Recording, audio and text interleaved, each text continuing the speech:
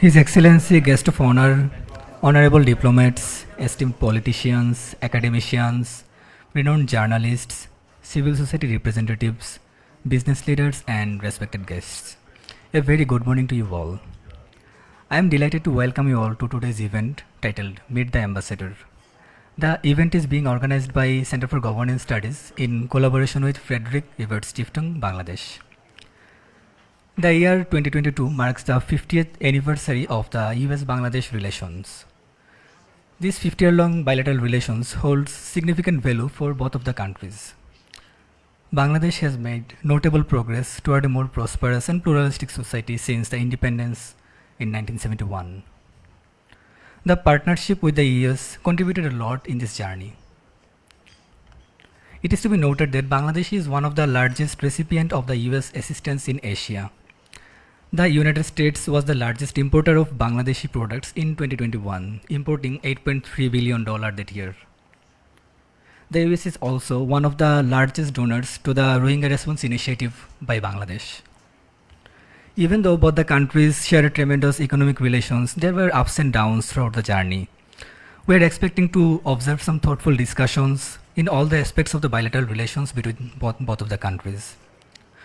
We are very privileged to have the honorable guest of honor, His Excellency Peter Haas, US Ambassador to Bangladesh with us today. Mr. Haas is a career member of the Senior Foreign Service of the US government. He enjoyed a diverse career in the Senior Foreign Service, contributing his expertise in different countries, especially in the sectors of trade and economy. We would like to express our gratitude to all the respected guests present here with us today. In the later part of the event, there will be a floor for question and answer session with the ambassador so that our guests present here can also participate in the event. Our event is being live streamed on Facebook, YouTube, and the updates are also being tweeted. So we thank our online audience for joining with us today.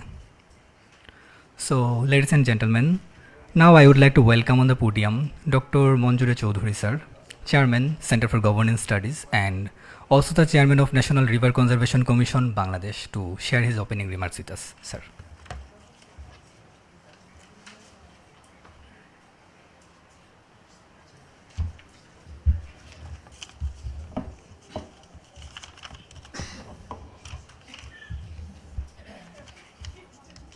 Thank you. His Excellency, Mr. Peter D. Haas, Honorable Ambassador to Bangladesh, Mr. Felix Kolbitz, Resident Representative, FES, friends from print and electronic media, ladies and gentlemen, Assalamu alaikum, and a very good morning to you all. We are honored indeed that despite his busy schedule, His Excellency Ambassador has found time to speak to us to this program. Meet the Ambassador program is jointly organized by Center for Governance Studies and German think tank Friedrich-Ebert-Stiftung. The objective of this program is to facilitate exchange of ideas, views, opinions between the people of Bangladesh and the foreign diplomats stationed here. Bangladesh-US relationship is deep, strong, and multifaceted. Yet, it is a complex one. The complexity issue came to the fore almost more than 5 decades ago when we were fighting against an occupation army. At that time, the policy of the US government was not exactly in our favor. But the people of the United States supported us with open heart. We will never forget the positive impact of the concert for Bangladesh held at Madison Square in Newark. We will never forget the brave Americans who staged a blockade in the Philadelphia harbor to stop the export of arms to Pakistan. We will never forget Allen Ginsberg, who wrote that poem, epic poem, September on Jessel Road. That changed the world opinion. But perhaps one of the most important actions to stop the ongoing genocide here in Dhaka, in Bangladesh, was the actions taken by a group of brave diplomats stationed here at the US consulate, I think at that time, it was not embassy, led by late Archbishop Judge the affairs at that time. All the US diplomats dissented with the US government policy. They sided with the people of Bangladesh, and their action helped us to stop genocide here. Ambassador Archbishop is no more, but his contribution to stop the genocide will always be remembered by the people of Bangladesh. To us, Archbishop and his brave colleagues are freedom fighters too. We salute them. The Nixon-Kissinger administration eventually did something which helped us to consolidate our newly earned sovereignty. They withheld their decision to recognize Bangladesh until all the Indian troops left this country. That was a great diplomatic help indeed. The paradox of US-Bangladesh relationship exists even today. An overwhelming majority of people in this country love USA. There was a survey where more than 70% of the respondents gave favorable impression about USA. The American ideal of life, liberty, and pursuit of happiness is enshrined in your Declaration of Independence. Our ideal of liberty, human rights, freedom of speech are no different. Your quest for a more perfect republic is a long and arduous one, but substantially successful. We are not yet there, but our quest for a more perfect republic is relentless. We too have a dream to take our rightful position in the world arena. Once again, I thank Ambassador Haas to make time to come here, and thank you all. Joy Bangla.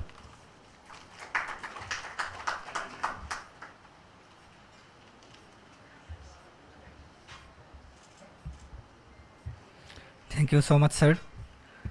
Now I would like to welcome on the podium Mr. Felix Kolbich, resident representative of Friedrich-Ebert-Stiftung, Bangladesh, to share his thoughts with us.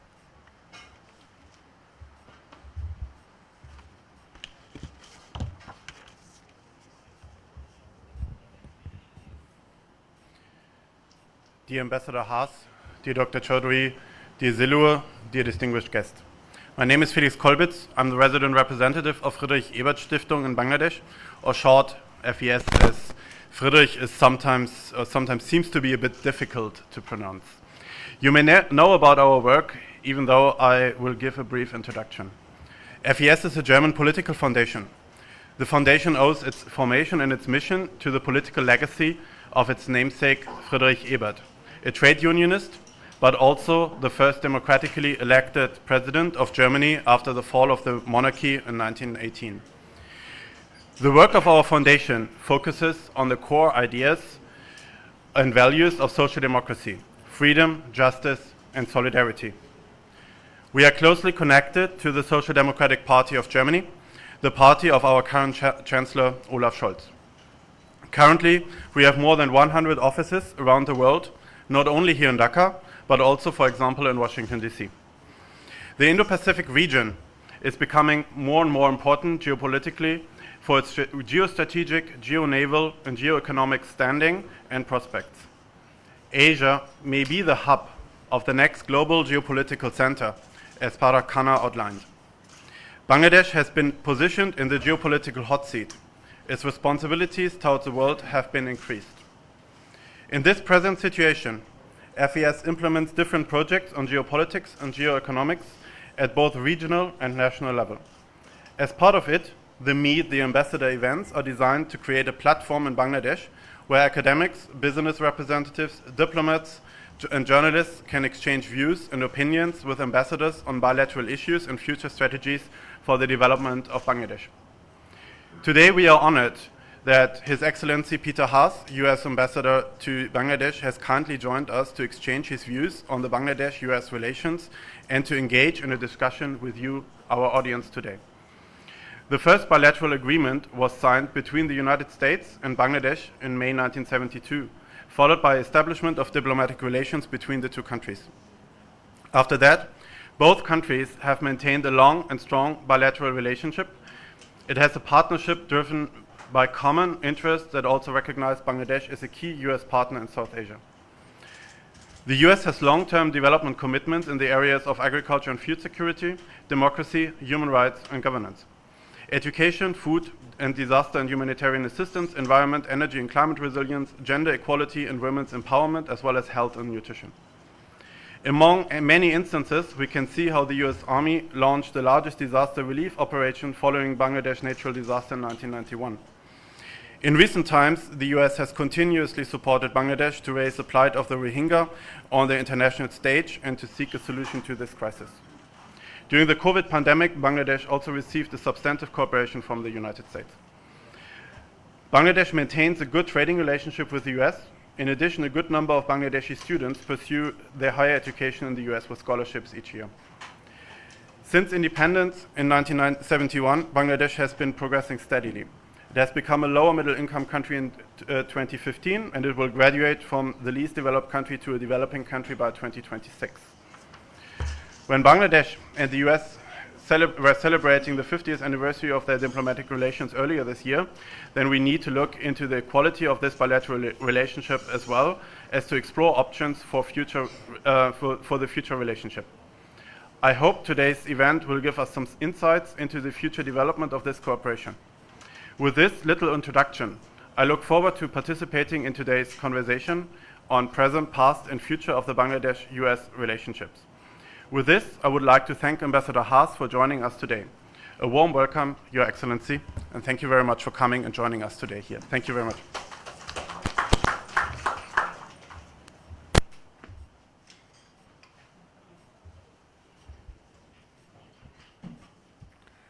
Thank you so much, sir. Now, I would like to welcome on the stage His Excellency Ambassador Peter Haas to take his seat. And I would also like to request the Executive Director of Center for Governance Studies, Mr. Jilur Rahman, to accompany His Excellency on the stage.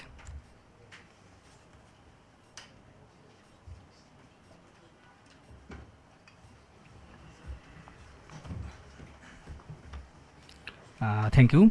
So, ladies and gentlemen, now we will start the discussion session with the Ambassador. I would like to request Mr. Jilur Rahman to take the role of moderating for the upcoming sessions. Thank you.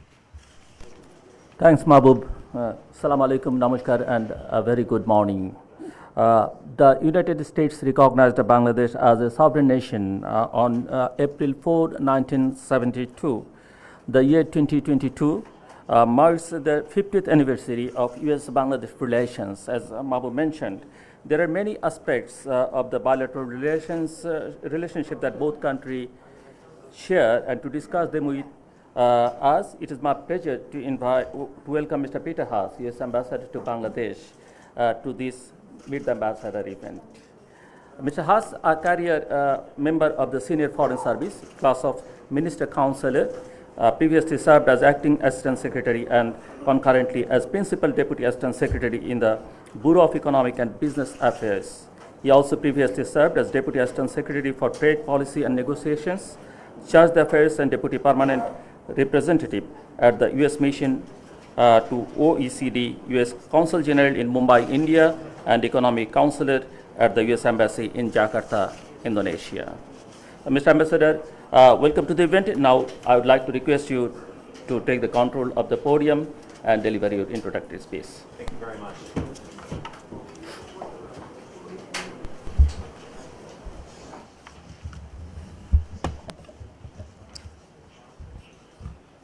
Good morning, and thank you very much for the Center for Governance Studies and the Friedrich-Ebert-Stiftung Bangladesh Foundation for organizing this event and for having me here today.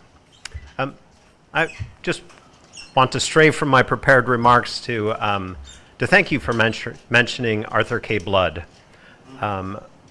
Arthur K. Blood is still a hero within the State Department and within the Foreign Service for his willingness to speak loudly, to speak clearly, to pass messages that were unpopular to Washington.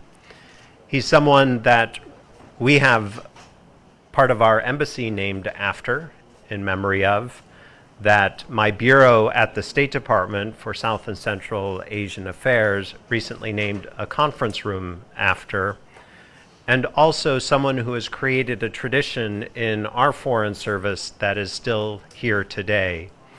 We have now a formal descent channel cable system where anyone in the Foreign Service, anyone in the Department of State can write anything that they want, and the Secretary will read it. And the Secretary's staff will review it, and they will provide a response. I think it's an amazing, amazing thing to be able to do that and to not have to fear any retaliation for it. And I've actually been in missions where people have written descent channel cables and where we got responses. And so I just want to acknowledge the courage that he had and the impact that he has had on the entire State Department and the entire Foreign Service.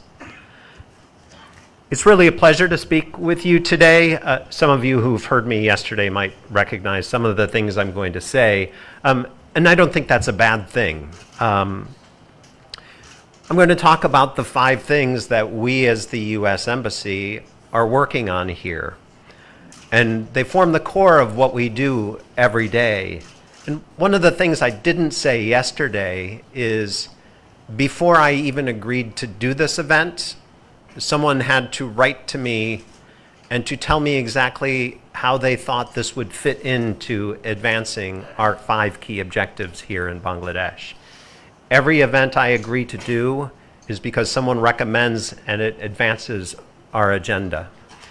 The development assistance that we provide, and Bangladesh is the largest recipient in Asia of U.S. development assistance, all designed around these 5 key objectives. Even dinners I host or receptions I host are based on this. And crazy as it sounds, if you look at my calendar in Outlook, you will see it is color-coded based on these 5 objectives. And so I think it's only fair that I talk openly about what they are and be very transparent. And the funny thing is that they also appear on the Department of State's website. So if you want to Google Bangladesh Integrated Country Strategy, the first thing that will pop up is what I'm going to talk about today. So it shouldn't really be a surprise to anyone what the United States is about. The other thing I do want to say is that these aren't just me making this up. It's not just the embassy making this up. This is a process we go through every 4 years that involves the whole of the US government to determine what are our priorities.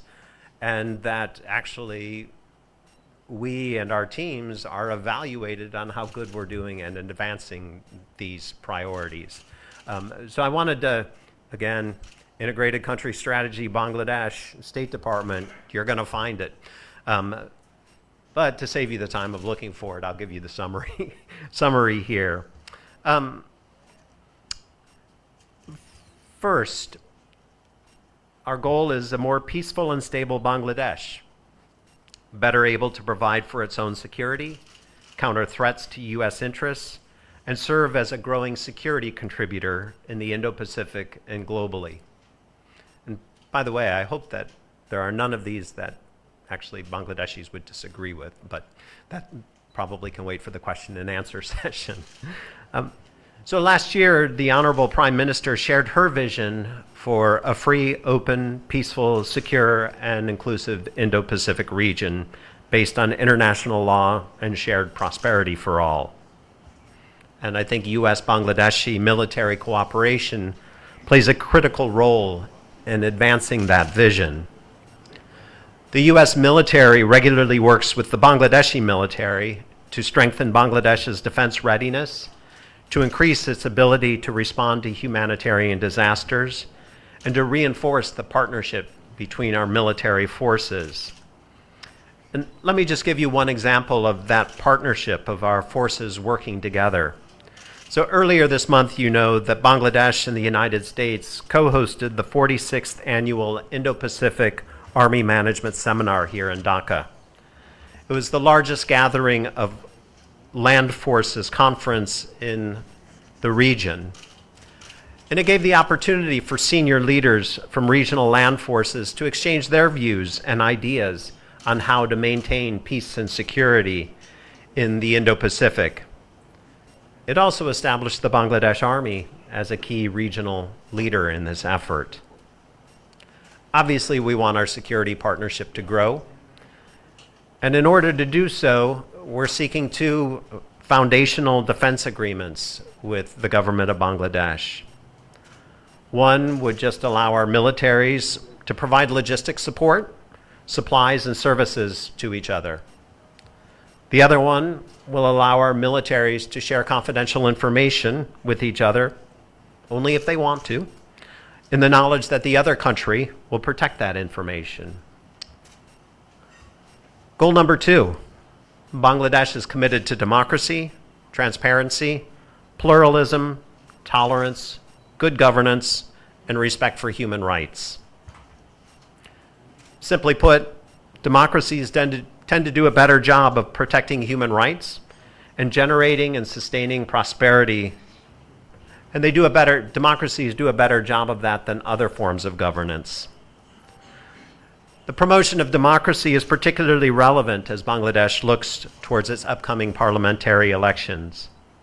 And I want to make one thing very clear. The United States does not favor any political party. What we want is a free and fair election conducted in accordance with international standards where the people of Bangladesh can freely choose their own government. Ensuring those free and fair elections is everyone's responsibility, not just the election commission. It's the election commission, it's the government, it's the media, it's law enforcement agencies, civil society, political parties. Everyone has an important role to play. And if any one of them fails to fulfill their responsibility, or if any one of them prevents another party from fulfilling their responsibility, free and fair elections become nearly impossible. The recent violent clashes at political rallies and demonstrations here in Bangladesh remind us of this fact. Free and fair elections simply cannot take place in an environment with political violence. So it's important for everyone, demonstrators, political parties, the government, law enforcement, to respect the rule of law and to refrain from violence, harassment, and intimidation. Our third priority, that Bangladesh be a socially and environmentally resilient country. The ability to respond to things like climate change and pandemics greatly impacts people's health, livelihoods, and overall economic growth. As you all know, Bangladesh's geography on a low-lying river delta with a long coastline and large floodplains makes it very, very vulnerable to the effects of climate change. Increasing temperatures raise the threat of cyclones, flood, crop damage, food shortage, respiratory illnesses, and mosquito-borne diseases. The United States applauds Bangladesh's leadership in addressing climate change and is a proud partner in addressing this problem. In fact, addressing climate change is a core priority for the Biden administration, and our policies have changed significantly over the past couple of years. In 2021, the President released the first ever International Climate Finance Plan and announced a quadrupling of U.S. international climate financing at the UN General Assembly. This is really important for the United States and others to catalyze private sector investment to help more vulnerable countries be able to weather the impacts of climate change in partnership with the private sector. Another great example of U.S.-Bangladeshi cooperation is the fight against COVID-19.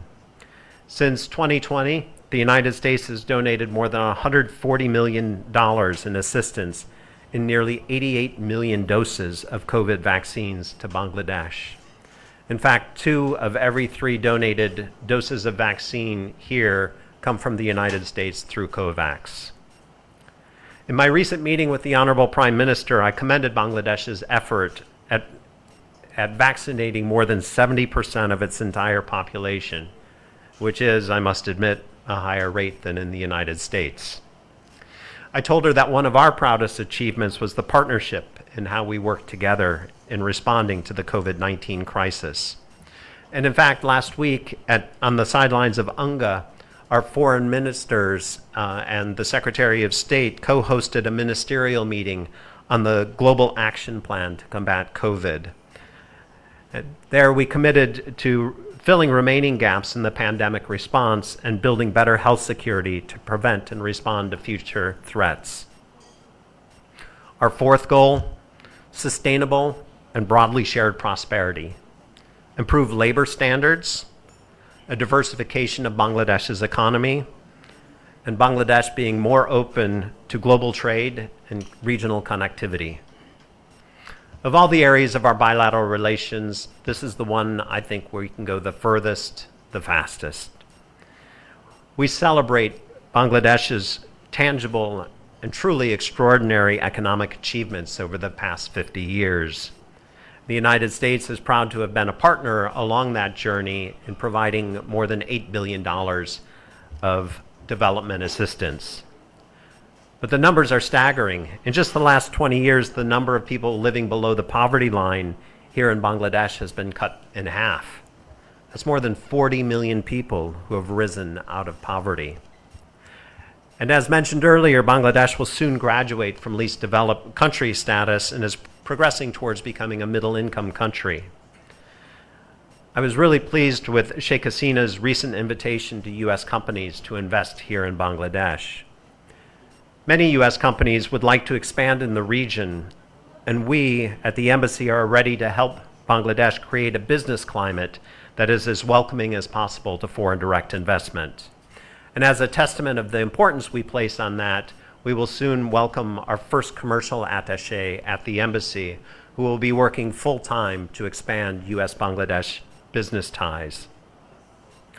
Our 5th goal is that Bangladesh meets international standards for the humanitarian protection of the Rohingya refugees and continues to host them until a safe, voluntary, and dignified return to Burma is possible. This is a very difficult one.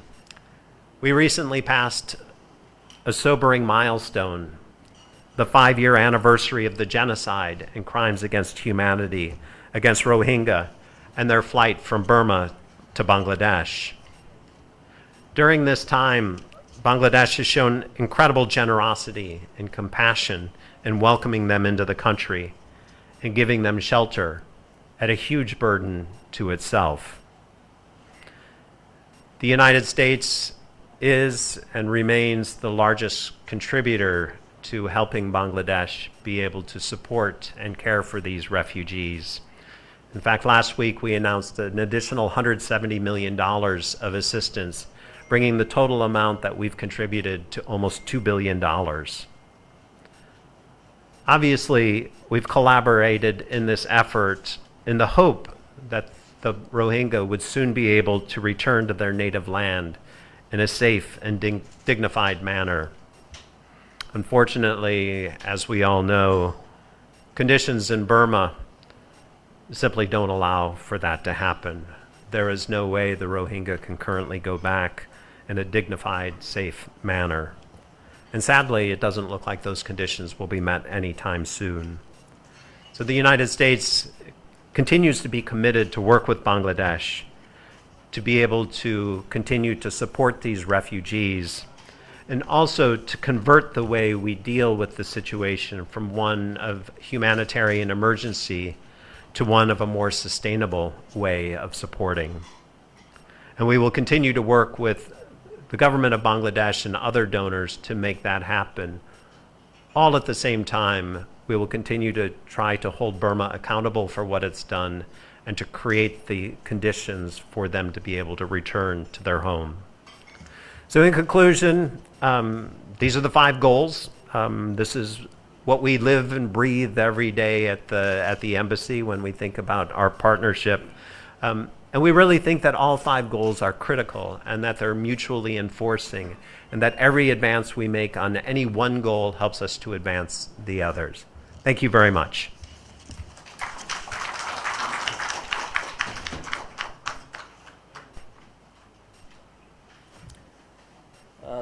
Thank you, Ambassador.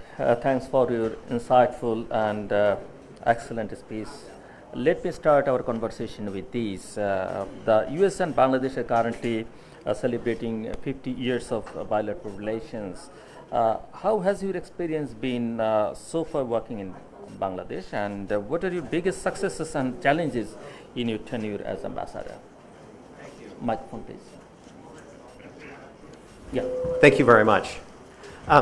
So I can't tell you what an incredible honor it was to be assigned here as ambassador during the 50th year of U.S.-Bangladeshi relations. The ability to be here at such an important time where you can look back at all of the successes and challenges that both Bangladesh and sometimes with our assistance has overcome. The development from 1971 to what we see today is absolutely phenomenal. At the same time, it's an important inflection point. As we look at the next 50 years, it's really important to understand that Bangladesh is different now, and that we in our partnership with Bangladesh also need to change the way we interact. To work very hard on institution building, to work on what the next steps are, to accompany Bangladesh as it makes the transition to a middle income country. And so it's been just fascinating to be here at this point and to start working on the next 50 years of the relationship. Ambassador, how do you see the history of US-Bangladesh bilateral relations, and where do you think the trajectory of this relationship is heading? What do you think are the biggest obstacles to bilateral relations between the US and Bangladesh at the moment? So I think and I alluded to this in the first answer, that I think the biggest shift that we're making is one from where we are providing service delivery, where we're helping Bangladesh with basic education, basic health care, those areas. And I think the next biggest shift needs to be to how do we help build the institutions here in Bangladesh, and the institutions that go towards what I was mentioning about good governance, about free and fair elections, about judiciary, and also about how you create the economic policies that are necessary to go from LDC status to the goal of becoming a developed country. And so I think that's what we're needing to shift on, and there are also things that your government has already recognized that you need to focus on going forward. And what's your opinion of the current state of US-Bangladesh trade relations? Do you see any opportunities or threats? And how can Bangladesh enhance its trade relationship with the US? So first of all, I'd like to say that I don't think the trade relations are fair. And I say that only in the sense that you export 4 times as much to the United States as you buy from us. And so I just don't think that that's fair. Having said that, there are tremendous opportunities. One, for us to catch up. But there are lots of opportunities here in Bangladesh. There are lots of potential opportunities here as everyone in the world seeks to diversify their supply chains. And so there are opportunities for Bangladesh to take part in that as people shift their supply chains. There are also opportunities for U.S. companies to invest here. The question is just making sure that Bangladesh is the best place for them to invest. Peter, we all know that Bangladesh is going to graduate from its LDC status by 2026. Will the change affect trade agreements between the US and Bangladesh in any significant way? First of all, of course, congratulations on making that. Thank you. I think the one thing that as countries graduate, and going back to some of the things I've said before, that as they move up the ladder, things have to change. Countries' approaches to trade, countries' approaches to diversification need to change. I think the one thing that will always remain the same is that the U.S. market remains one of the most open in the world and one of the easiest to enter. And frankly, I think it's business people who often come up with the best ways to change trading relations rather than government officials. As you mentioned in your introductory speech, the United States is the largest importer of Bangladesh products, importing $8.3 billion in 2021. US companies are also the largest foreign investors in Bangladesh, making the United States the top source of foreign direct investment, FDI, in 2021.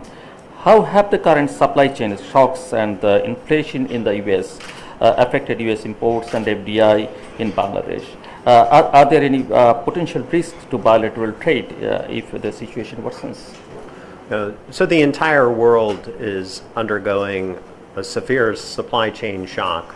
In fact, a double whammy following COVID-19 and then Russia's unprovoked invasion of Ukraine, where because of that, people worldwide are facing rapidly increasing prices for food commodities, for oil, for energy, and that's impacting all of us negatively. And governments and businesses and everyone is trying to figure out how we fill in those gaps, how we make sure that people around the world have enough food, how we address the question of the most food vulnerable. And so it's a very difficult time and very hard to predict how it plays out. I do know that it would be made a lot easier if Russia ends its war in Ukraine, but we'll see if that happens, when that happens. Ambassador Peter, the value of the Bangladeshi Dhaka, you know, that continues to fall compared to the USD. All the while our forest continues to plummet. What is your understanding of this economic phenomenon? And do you think Bangladesh might go the way of Sri Lanka, as many people say, soon because of this condition? I think the important thing here is, again, it goes back to the unique economic situation that we're in, and that most countries in the world, import prices have gone up substantially. And through a combination of the increase in prices caused by Russia's invasion of Ukraine, but also the dollar is appreciating around the world. And so it's happening everywhere, and all countries are working to contain the inflationary pressures and to be able to move forward. A few months back, USAID announced a $20.5 million USD program in Bangladesh to tackle climate-related issues. As you must be aware, heat waves and floods are becoming more and more devastating in this part of the world. Are there currently any planned cooperations between the US and Bangladesh regarding climate change?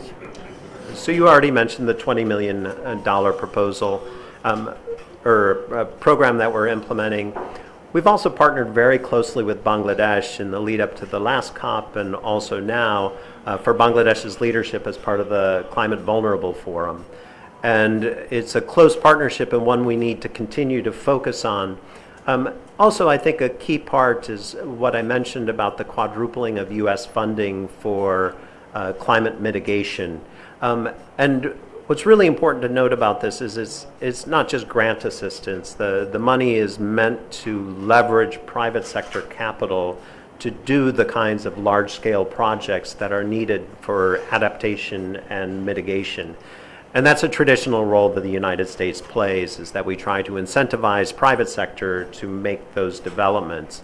But we will continue to work with Bangladesh to better understand the specific issues here, to look at where we're providing assistance on agriculture and other areas so that we can help target what needs to be adapted and changed here in Bangladesh to be able to meet the challenge.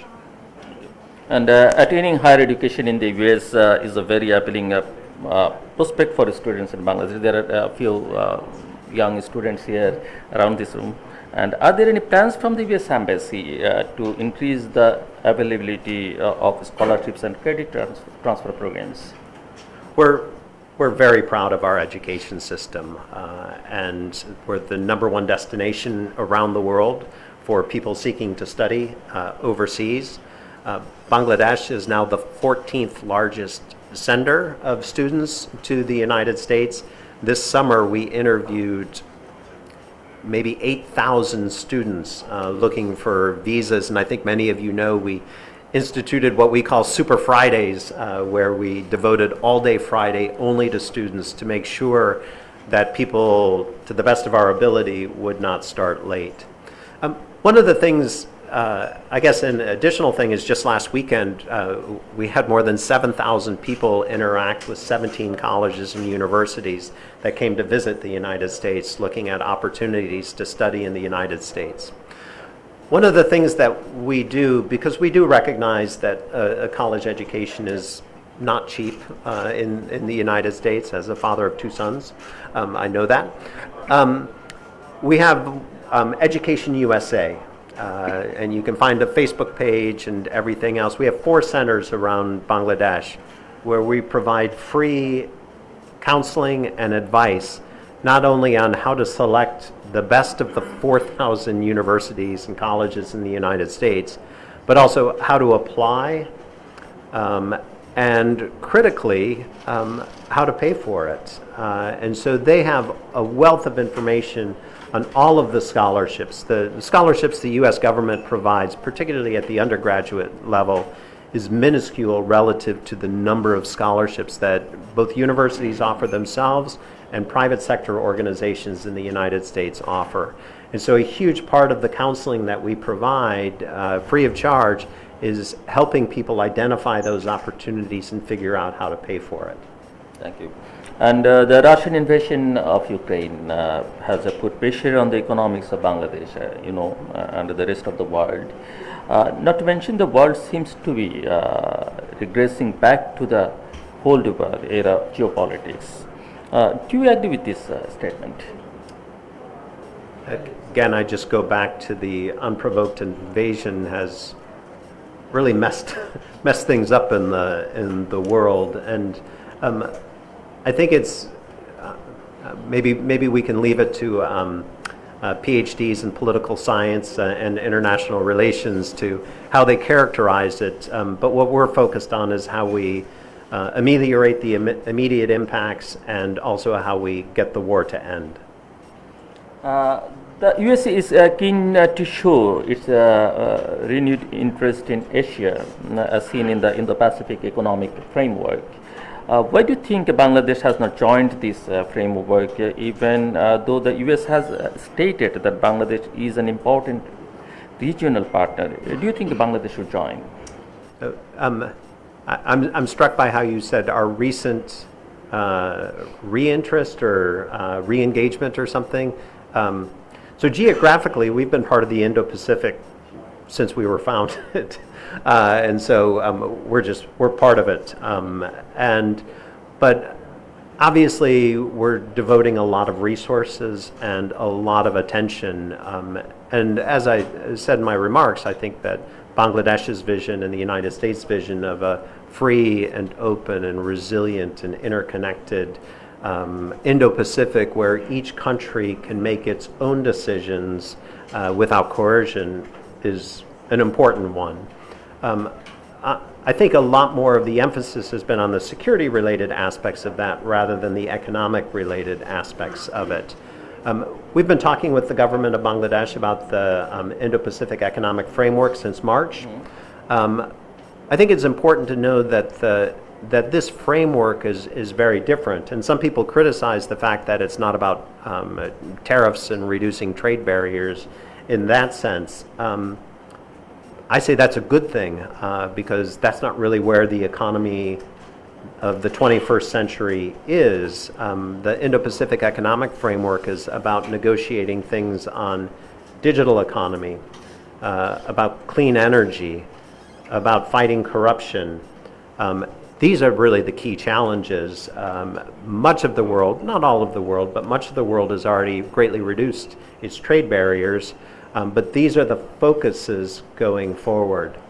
It is true that Bangladesh was not among the founding partners, and it is true that we're starting the negotiations among those who did along those four pillars.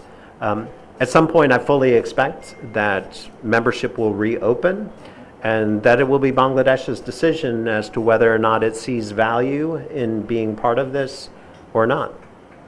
Ambassador, the people of Bangladesh and many nearby nations are understandably concerned with the sudden rise in escalation around the Taiwan Strait. It was understood that the USA had for a long time worked to preserve the region's status quo and not tip the scale in either way. Do you think the current escalation will continue to rise in intensity? And do you see problems in the Taiwan Strait flowing down into the regional waters of the Bay of Bengal? There has been no change in our policy. We still want a stable, secure Taiwan Straits.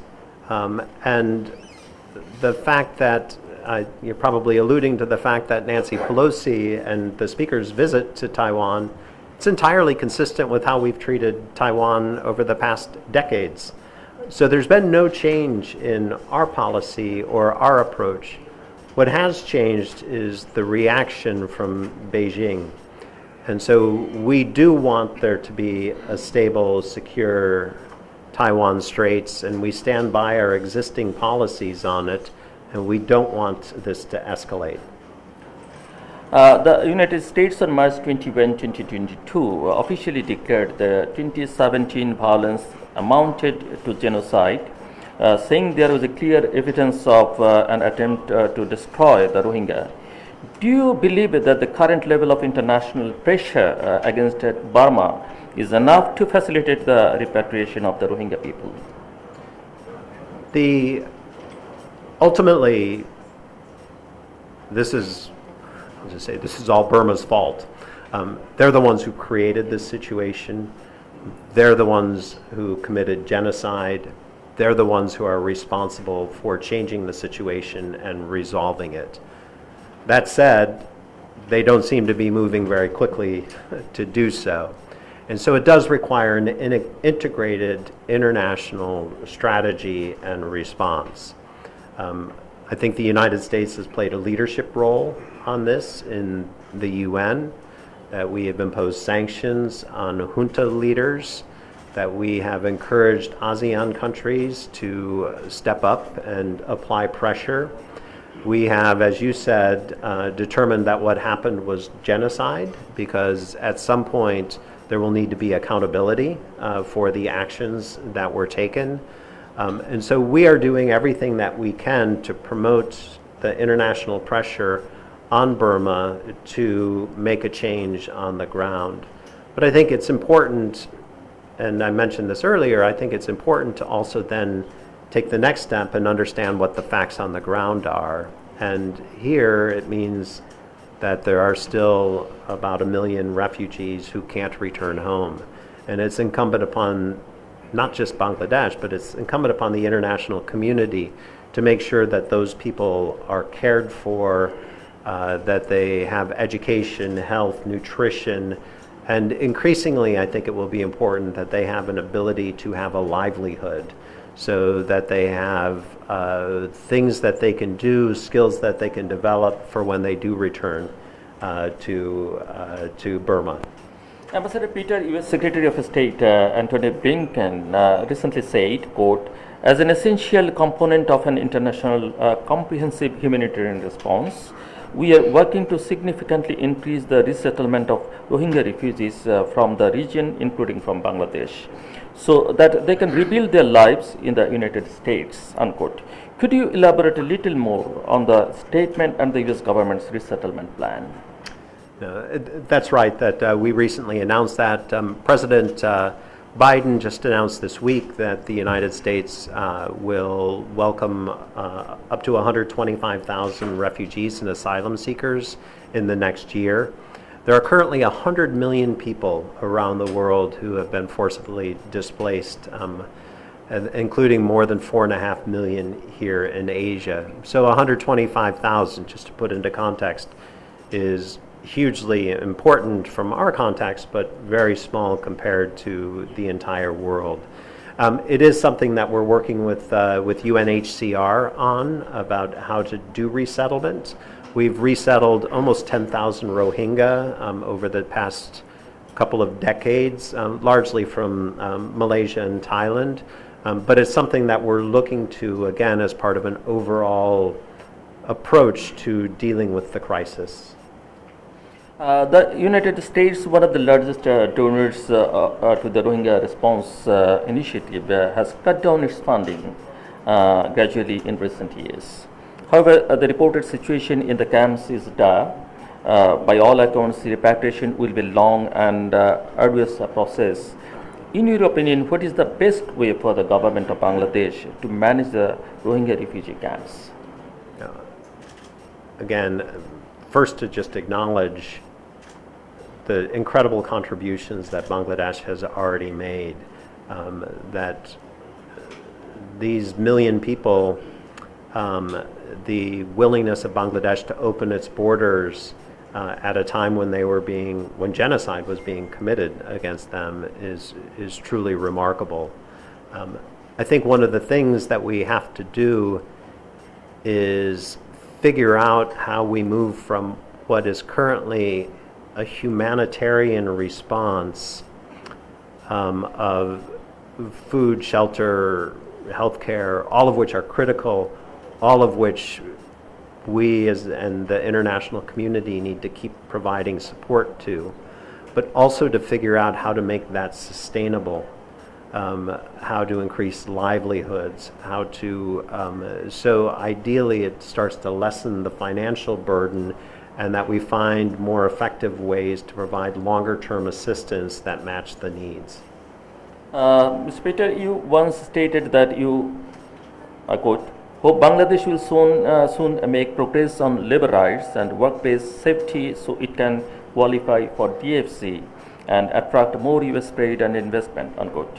We know that Bangladesh GSP facility was suspended. Do you think Bangladesh has met all the conditions to acquire GSP? What conditions should Bangladesh prioritize to get GSP and DFC facilities? This is something we talk about very frequently with the government of Bangladesh. In June, we had our high-level economic consultations where we discussed it. We're looking at in October to have another meeting to discuss labor issues. We have our TICFA, I can't even remember what it stands for, but coming up soon. So we have lots of opportunities where we discuss it. The one thing I will say is that Bangladesh has made tremendous progress since 2013 in dealing with, and in particular, workplace safety. Clearly, and especially in the export sectors, clearly workplace safety has gone up tremendously. I think the one area where Bangladesh still needs to make progress, and it's a very important thing for the United States, is in terms of workers' rights, their ability to organize, their ability to form unions, their ability to engage in collective bargaining. Those are hugely important issues, not only for the United States, but I think as Bangladesh is looking at what happens after it graduates from LDC status in terms of its trade relations with the EU, these issues will be equally important. And in fact, as you know, the United States, the EU, the ILO, and some other countries have the 3+5+1 arrangement, which we work with the government of Bangladesh on. Help me with this one. It's okay, thank you. Peter, a few days ago, on the International Day of the Victims of Enforced Disappearances, the United States said it stands in solidarity with victims of enforced disappearances and their families. How does the USA view the enforced disappearances, the Digital Security Act, extrajudicial killing, illegal imprisonment, and other such challenges to democracy in Bangladesh? It's not any secret that we're concerned about it. From our annual human rights report, and incidentally, if you look at our annual human rights report over the past number of years, I haven't gone back all the way to the beginning, we've had these concerns for a very, very long time here in Bangladesh, and that we have pushed on these things. We remain very concerned. We look at all of the cases. We see the calls from the UN and others for independent investigations. These are really concerning to us, and particularly with the backdrop of the upcoming national elections, of ensuring that the people of Bangladesh have the ability to choose their leaders. Peter, recently you said, I'm quoting, from the Election Commission to the government, from the media to law enforcement agencies, from civil society to political parties, everyone has an important role to play. If any one of them failed to fulfill their responsibility, or if any one of them prevented another from fulfilling their responsibility, free and fair elections would become nearly impossible, unquote. As you know, suspicions of unfair elections in Bangladesh are at an all-time high. Do you think that the presence of neutral election observers can play a role in alleviating doubts and allowing all parties to participate without worry? First of all, I will just acknowledge that Foreign Minister Momen has several times publicly stated Bangladesh's willingness to have international observers for the elections. I think that's critical. I think the entire world will be watching these elections. The entire world will be looking to see if they are free and fair and held at an international standard. So I think that's critical for the day of elections. I think what I was suggesting with the comment, the quote that you had, which I think I plagiarized myself again today for these remarks, is that what happens on the day of elections is an important thing, but only a small part of the entire process. The entire process involves what laws are in place, what is being enforced, is there atmosphere free of violence, can media criticize completely all political parties, any policies without any fears? Do people feel they can gather peacefully and make their voices heard? Does law enforcement serve as a neutral player to ensure stability without entering into the political debate? All of these things. Does the Election Commission feel that it's truly empowered to make decisions and to enforce them? All of these things have to happen. And what happens on the day of, where international observers are present, is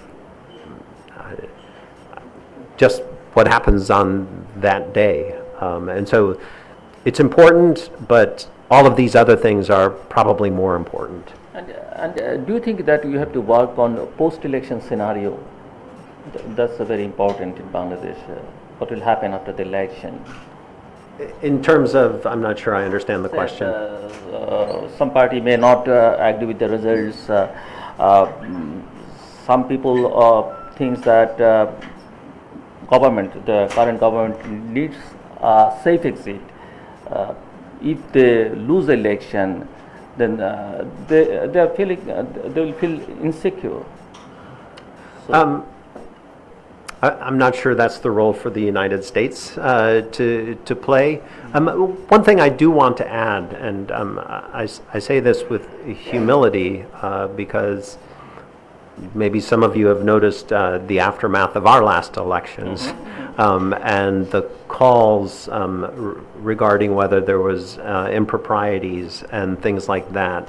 And so when I talk about this, I say so. I do so with deep humility and an understanding that our system is far from perfect and is very controversial. What I do like about what's happened in the United States is that you've seen hundreds and hundreds of lawsuits that have gone to court. You've seen thousands of editorials. You've heard millions of accusations, and that we've investigated them, and there have been court hearings, including congressional hearings, and that this is all, for us, a critical part of that democracy. And I think, as our colleague said, the striving for an ever more perfect union. And so, yes. Indeed. But thank you so much, Mr. Ambassador, for this in-depth discussion. Now we'll be going to the question and session with the audience, and as I see that we have a very exciting and distinguished audience, representative from media, politicians from different political parties like Awami League, BNP, Jatiya Party, Kullan Party and other parties,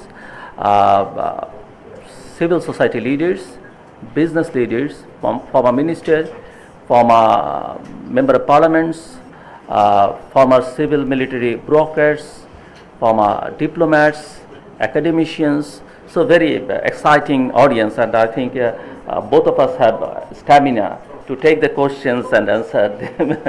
So those who want to ask the question, any question to the ambassador, kindly raise your hand. I will take firstly 2-3 questions at a time, and please introduce yourself. No introduction, just question. Let me start with Lieutenant General Aminul Karim.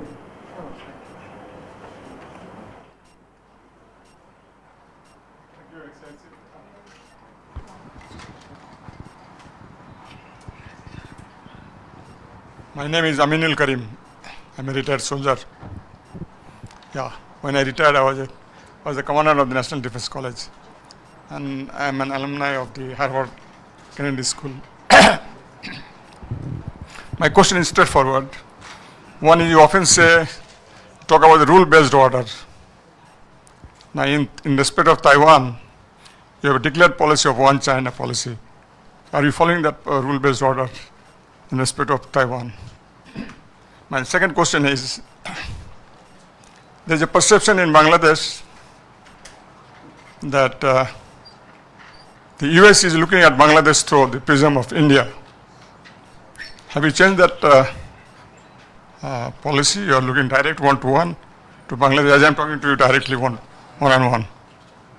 Thank you. Thank you.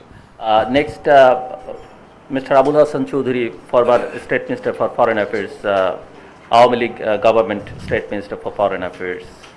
Honorable Ambassador, my very brief question, but before that, I feel obliged to mention that one aspect of US-Bangladesh relations, as you have alluded to in your speech, is the tremendous support that was received by the people of America, the corporate America, the media, the Gallagher-Saxby resolution, and the magnificent support of Senator Edward Kennedy, as also arch our blood, and I feel very touched because our families were neighbors and friends.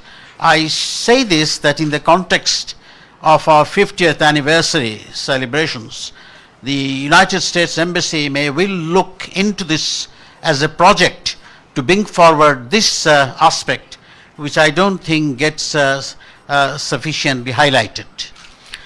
With this brief premise, my question is very direct. I think that the people and the government of Bangladesh embraces wholeheartedly all the 5 points that you have raised. And as a citizen of Bangladesh, I am heartened that, like us, you also see the perpetration of the barbaric acts by the Myanmar military junta as genocidal. In this context, my specific question to you, Excellency, would be that would you not consider to punish these rogues by making it difficult for Myanmar to take part in international transactions by getting them out of the SWIFT? Second, we have noticed that even in recent times, and it is not my business to mention countries where the United States has taken action against the state actors, why shouldn't these genocidal people be sanctions be brought heavily against them?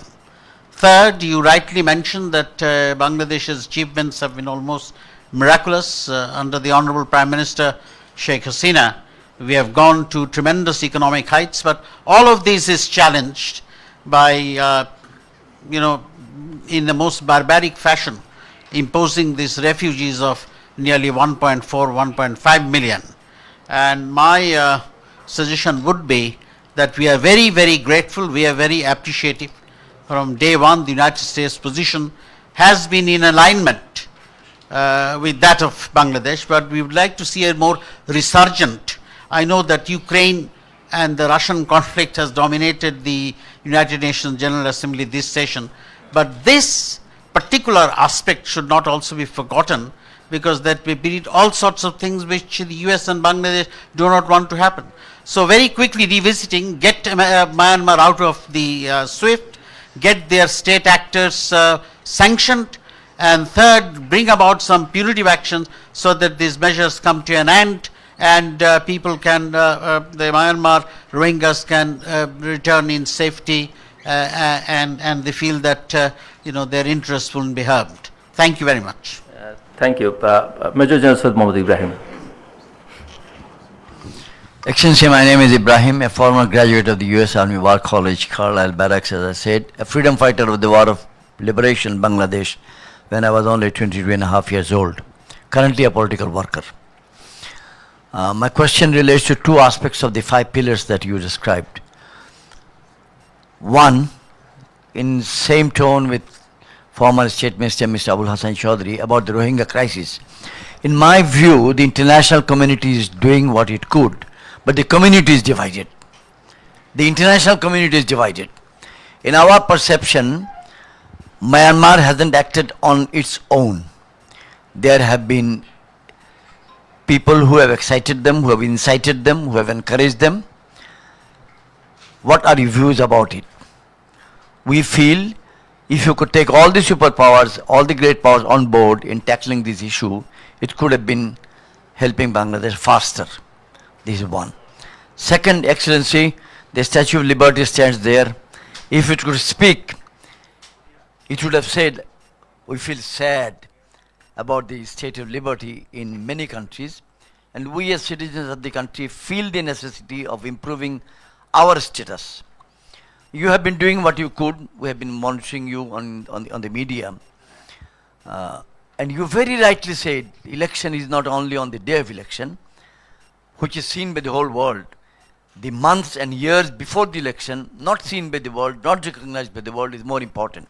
How do you interact with the present government of Bangladesh? Being a political worker on the opposition side, but respectful to the governance. We fully respect the governance and the government.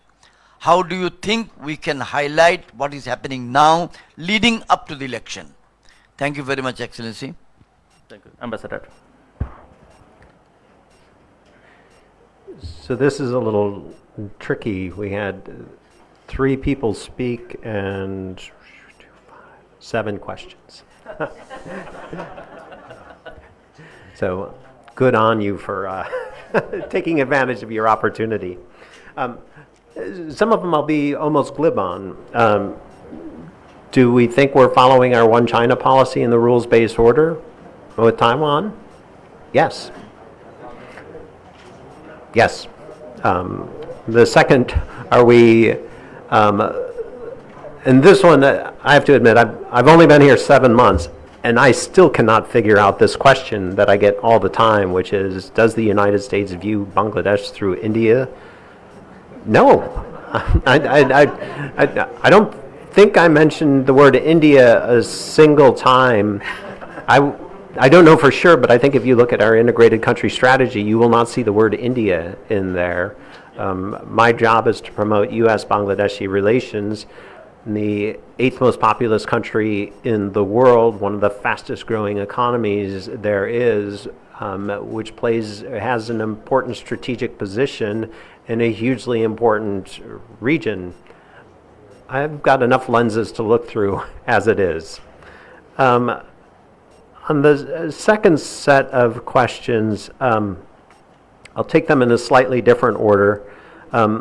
One is we've already imposed a lot of sanctions on junta leaders. And the third on attention, this is a struggle.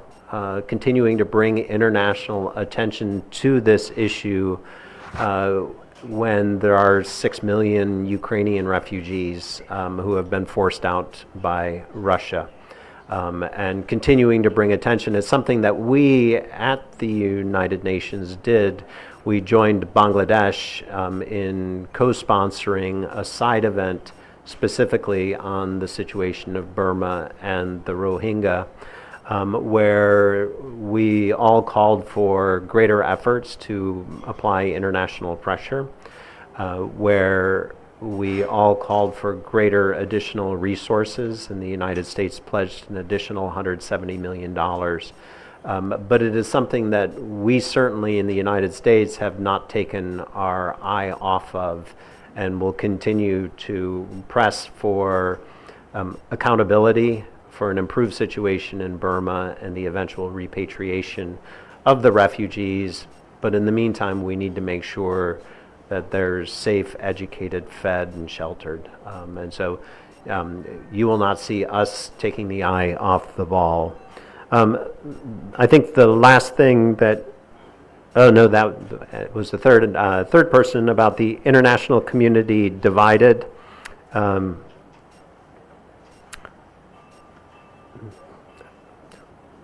Well, it's kind of a, it's an excellent. It's a wonderful presentation, I should say. I was yesterday also at the AmCham luncheon. You spoke very well, and that reflects the US government's perspective on Bangladesh and the way you review our relationship during the last 50 years and how we are going forward. That also you had captured yesterday very well, and also today. I would like to draw your kind attention to an unfinished project of Bangladesh, and maybe partly for the US as well. Bangladesh was the driver behind the setting up of SAARC, South Asian Association for Regional Cooperation. And for the last few years, SAARC is limping. And as you know, Bangladesh is graduating. Now we need support from our regional infrastructure. And we don't have it right now. Now, I know that the United States has been supporting regional collaboration in different parts of the world. Africa, for example, now has free trade African region FTA. You have been promoting also in South Asia. For example, I remember when Secretary of State Hillary Clinton was there, she was promoting that. And I believe that that's the US government policy to promote regional cooperation that can enhance peace and environment of security. So now that you have good relationship with India, and I'm seeing during the last few weeks, you are leveling off your relationship with Pakistan as well. So is there any way US can think of helping SAARC, or from Bangladesh side, we are just trying to encourage the United States. Can you help us to revive the SAARC, and so that for Bangladesh, not only now, but from the future perspective, we can have a better regional environment and we can ensure our safety, security, and economic progress down the line. Thank you. Thank you. Professor Izaz Hussain from Bangladesh University of Engineering and Technology, BUET. Ambassador Haas, it's very nice to hear from you, and it's also very heartening to see United States of America supporting democracy and liberty around the world, and I hope you'll continue that in full force because many countries need that. But I'll sort of deviate from the questions that you've been having up to now because they all refer to sort of foreign policy and diplomacy. I'm working in energy and environment, so I'll bring up the question of climate change. As you know, what has happened after the Ukraine-Russia war, the prices of energy have skyrocketed and the supply chains have completely broken up, and many countries are suffering. Now, that is one question that I want you to respond to, that what we can do in that and how US can help us in that, because as you know that our minister yesterday said that we won't be able to get a supply of another cargo of LNG before 2025. And we are already in dire condition right now, shortage of energy in the country. And industries are calling me all the time to say that what can we do? Can the government stop fertilizer import and give us the gas and other kinds of things? As you know that the United States have gone into a very, very healthy state with respect to energy after they started shale gas and other things. And they used to be an importer, and now they've become an exporter in LNG. So that's one thing. Now the main crucial question is that now what happens to climate change? As an energy expert right now in Bangladesh, I'm actually advocating that look for coal. But that's kind of like going back several years. So do you think that the climate change thing will get derailed at least for 5 years or something like that because of this? Because even in Europe they're going to dirtier fuels and things like that. We are in a very, very bad situation with respect to energy and climate change. Thank you. Thank you, Professor. Ambassador Nasim Firdaus.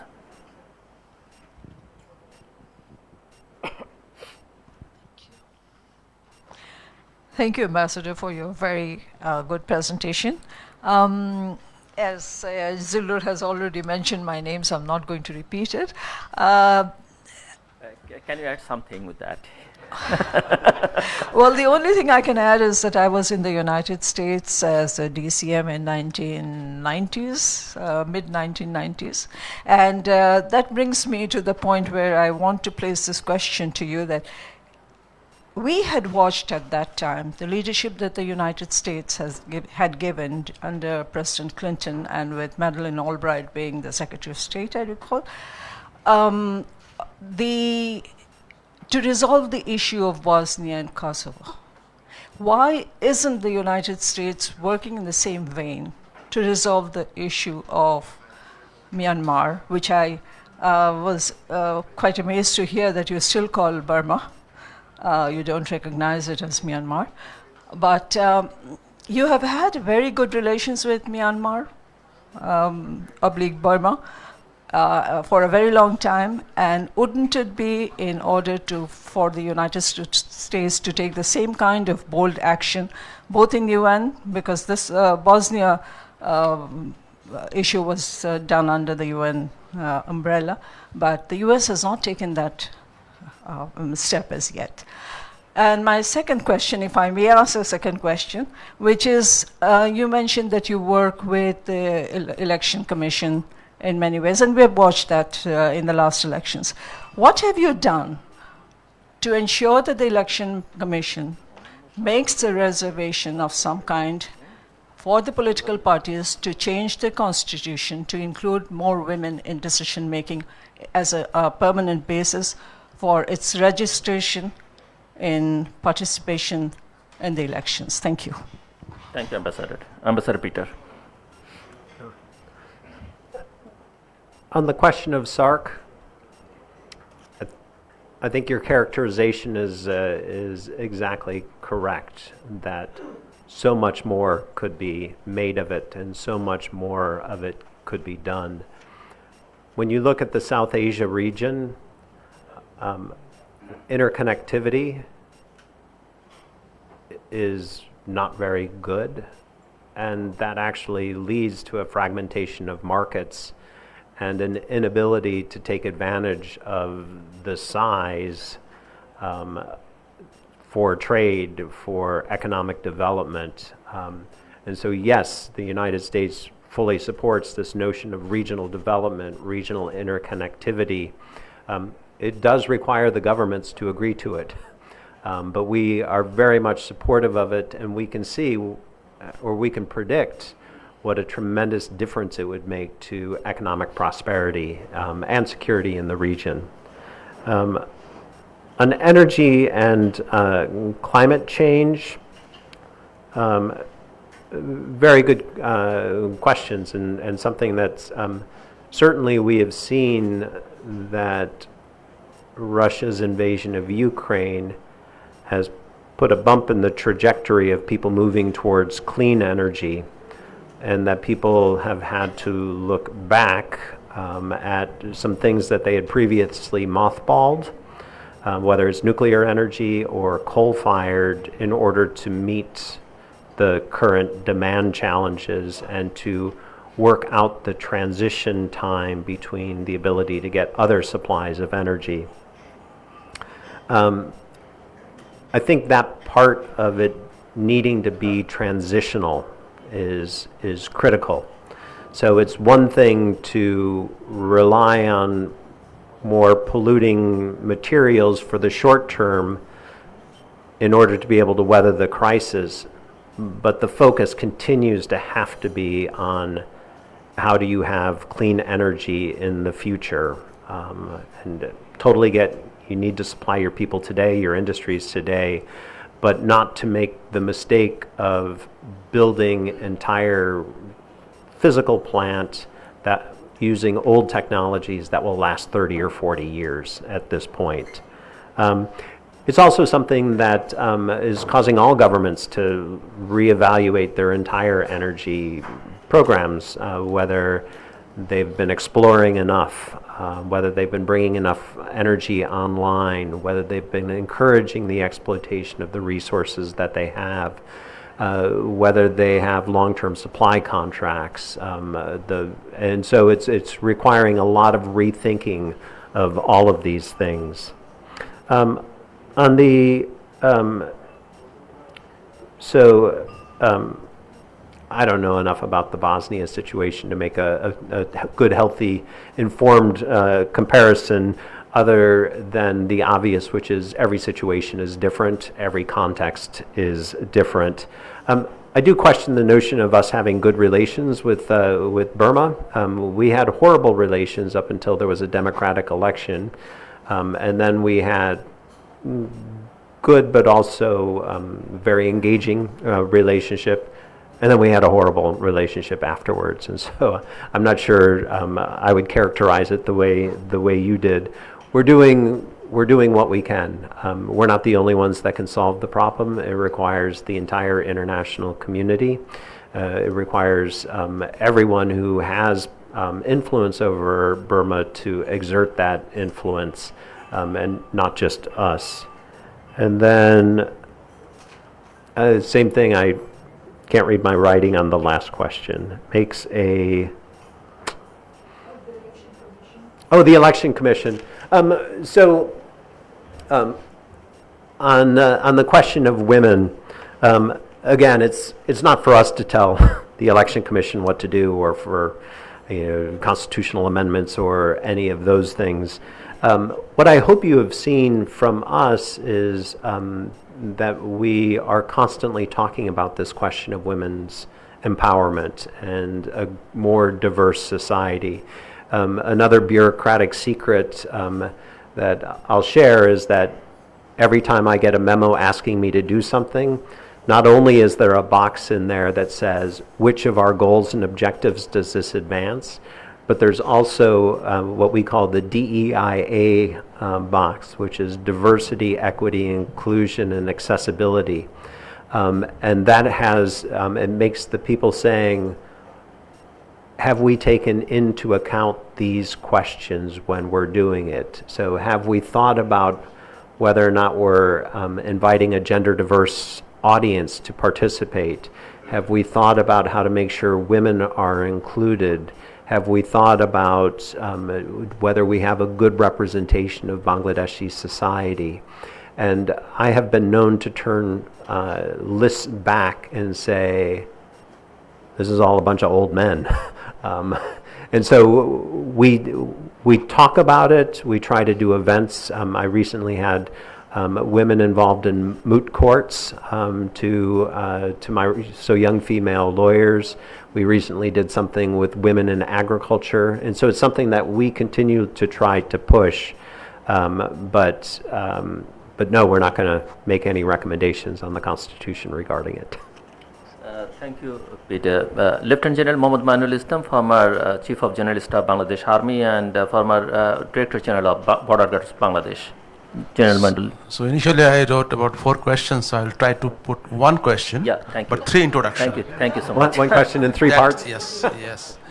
First of all, I can see from hear from the discussions that Myanmar has created such an environment in their country by destroying all the institutions. So military can comfortably rule the country and keep every big powers away from it, because they have developed a nuisance value, so nobody wants to touch. So we are one of the victims of that. On the other hand, big neighbor India surrounding us, and often they have their present party is telling about the Hindutva and going back to this age-old time where all this India, Pakistan, Bangladesh were all together. They said that we have broken India, Bharat, we have broken Bharat and made Pakistan, Bangladesh and all these things. So they have a big idea of getting all the countries together and make it one India. So these 2 threats, one is Myanmar, one is Bangladesh for us. And of course, India is denying our due water share, common river water share for long time, but they are very good relations with present government that we give them everything, though not getting the main share of the water from the common rivers. 2 threats, India and Myanmar. At this backdrop, you mentioned that you cannot suggest anybody to change the constitution. Say, election is happening. We have seen all the election. I have been doing the duty in many elections as major and lieutenant colonel and also brigade commanders. And every election has some unique way of fraud, unique way of deceiving the people. Just a simple example. One man sitting in a culvert in the main road and nobody is crossing the culvert. I have been doing duty. I asked the people, men and women, why you are waiting here? But this boy is threatening us, because as we go for the vote, and they will intimate these families have gone to the vote, next night their house will be burned. So who takes the risk? Threat is this, your house will be burned. Whether burnt or not, that is different, but the threat remains. And the political leaders moving in the election, they are authorized to have their vehicle run, 2 vehicles to run. They are carrying the guns inside the car. And it is very difficult to challenge them. Now, after all these threats, the people who will be doing the duty in the polling centers, they are government officials, low-level service operators. They are being threatening that, shut up, don't tell anything. When the foreign visitors or the observers come in, at that time, let the election vote system goes on once they go out, because no observer can stay in the station for a long time, because there are limitations of observers.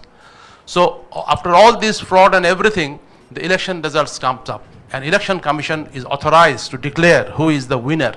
None in the process can declare. So and then the things happened like 2014 and 2018, and probably the next election probably we are waiting for something else which was not done earlier. Some new ideas will come up, and the election result is declared. And then all our seminars, all our discussions, all the opposition leaders cry and everything goes in vain. It is very difficult situation we are. Our judiciary to administration all are compromised. I am telling you the fact. Police and administration have merged. They are supposed to be state staff, state paid people to serve the state. Now they have merged state and government together. So now they are serving the government, whereas they are being paid from the state money. This whole merging of the things we are pushing to a certain directions where it will be very irreversible to come back, and it will be sort of a very difficult situation in Bangladesh.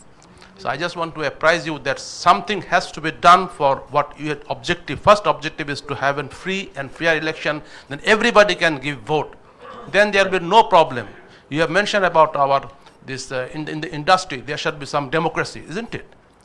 We have forgotten democracy. So there is no democracy in our country, because it is people who are selected that he will be the member of the parliament, he becomes the member of the parliament. That is the point. So the basic things are not there. I cannot talk freely. Whatever I have talked today, somebody will be recording it, and then give me a call. General, please refrain from this. Thank you very much. Thank you, General. Thank you. Professor Amina Mohsin, Department of International Relations, University of Dhaka. A very good morning to you, Ambassador Haas. He has introduced me. Like Naseem Appa, I'm not going to repeat it. I just have two observations, and you may take these as questions as well if you want to. A, because we are talking about the Rohingya issue. So would you agree with me that maybe some refugees are more strategic than others? For that reason, perhaps the Rohingya refugees are facing this current situation. And I would like to bring to your attention the fact, the way international media is also covering the Rohingya refugee issue, the refugee issues. And by no means I'm undermining the refugee status of the other refugees around the world, but we see how, the international media covers one particular set of refugees and perhaps not cover so much the other set of refugees. So this, you can take this as an observation or as a question, it's up to you. My second point is, which also again is an observation but as well as a question.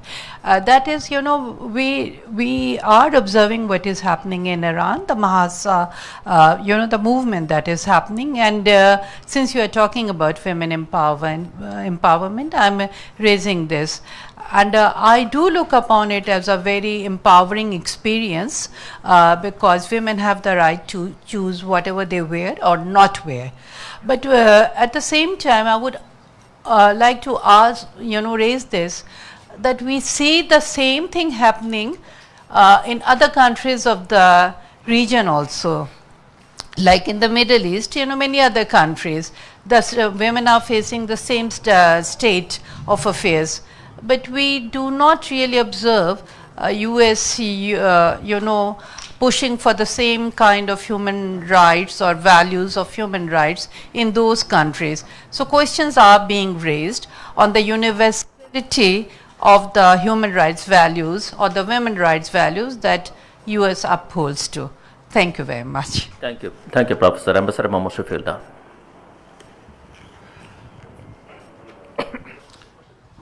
Helped US consumer, and how much it helped Bangladesh industry here, because we see it is a punitive measure on Bangladesh. And you are talking women empowerment. We have how many million women are working in the garment industry. So this is a punitive for Bangladesh. We are promoting our industry, promoting women empowerment. And whereas you impose a withdraw GSP facility on Bangladesh. So you are discouraging women empowerment in Bangladesh by this measure. So we wish that you will consider these things from a different perspective, not only on business perspective, but on the other side of women empowerment in Bangladesh.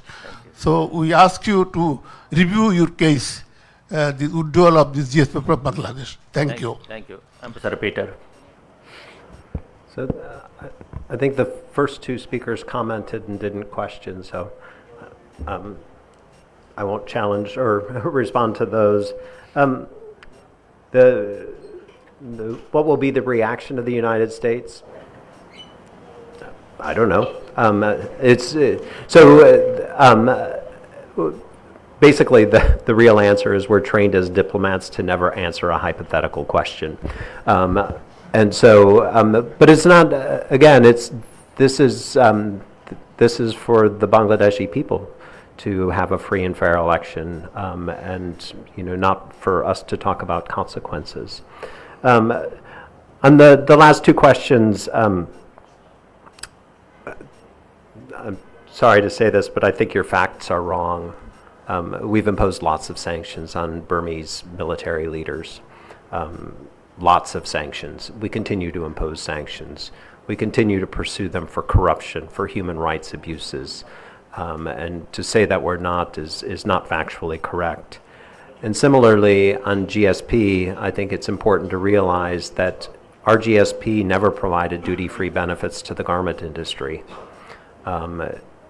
They've always been excluded from GSP. There is a problem with GSP, and we withdrew those privileges because of our concerns over labor rights. There's been progress here in Bangladesh on labor rights, but we still have concerns. I think the bigger issue on GSP is the same reasons we withdrew GSP benefits are preventing us from providing financing under the Development Finance Corporation, which is a far more important tool. There are lots of U.S. companies who would be interested in investing here in Bangladesh if under the Development Finance Corporation, if they could. And the thing is that they focus on important sectors like clean energy, wastewater management, lots of these issues that new technologies, but the Development Finance Corporation is not allowed to offer its services here until Bangladesh deals with some of the remaining labor issues. Thanks. Thank you. Mr. Shahidul Islam Hilal is the former president of Bangladesh Chamber of Industries, Bangladesh Jute Goods Association, Bangladesh Plastic Goods Manufacturers and Exporters Association, and former director of ABCCI. Yeah. His Excellency, I don't have a question, so I just want to make a statement to make your life easier. It's about visa issue. There is a question where it says, are you or have you ever been a drug abuser or an addict? So the answer to this question for millions around the world would be no. Because an addict usually does not want to say that he is an addict. So this is something maybe you should consider, because our experience, my elder son was an addict. He migrated to America. He always wrote yes, but there's no questions asked. My younger son, he got visa several years ago by writing yes, he was an addict, and he recovered.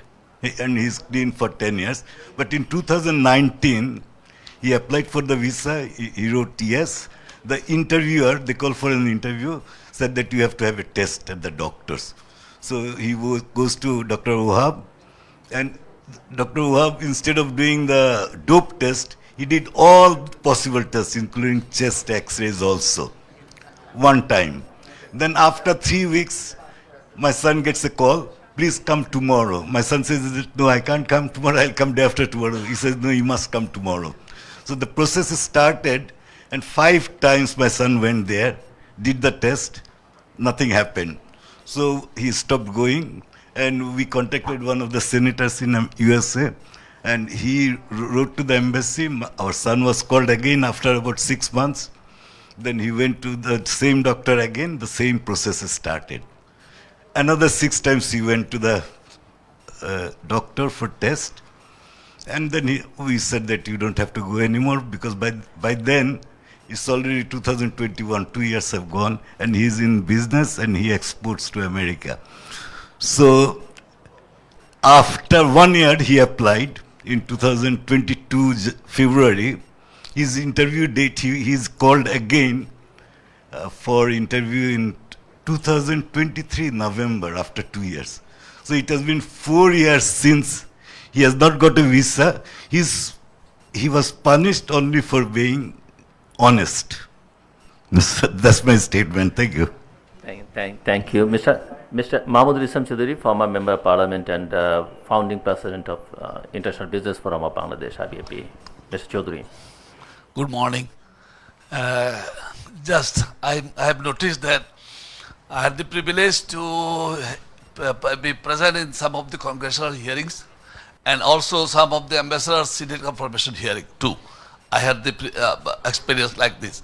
But I find that Ambassador Haas is not exhausted till now. lot of questions and questions are going on. I just stood to give him a thanks. He made a 5 points for Bangladesh, and he is here for about 7 months. And it took about 6 months at least to formulate these 5 points. And I am thankful to him. He just opened these 5 points in our day before we started annual conference in the International Business Forum of Bangladesh. First he mentioned these 5 points in our conference. And yesterday he mentioned the same in the AmCham conference. Today same he is mentioning the 5 points. So I believe ultimately he will stick to these 5 points. But keep in mind, last time the election observers were refused to get the visa for Bangladesh.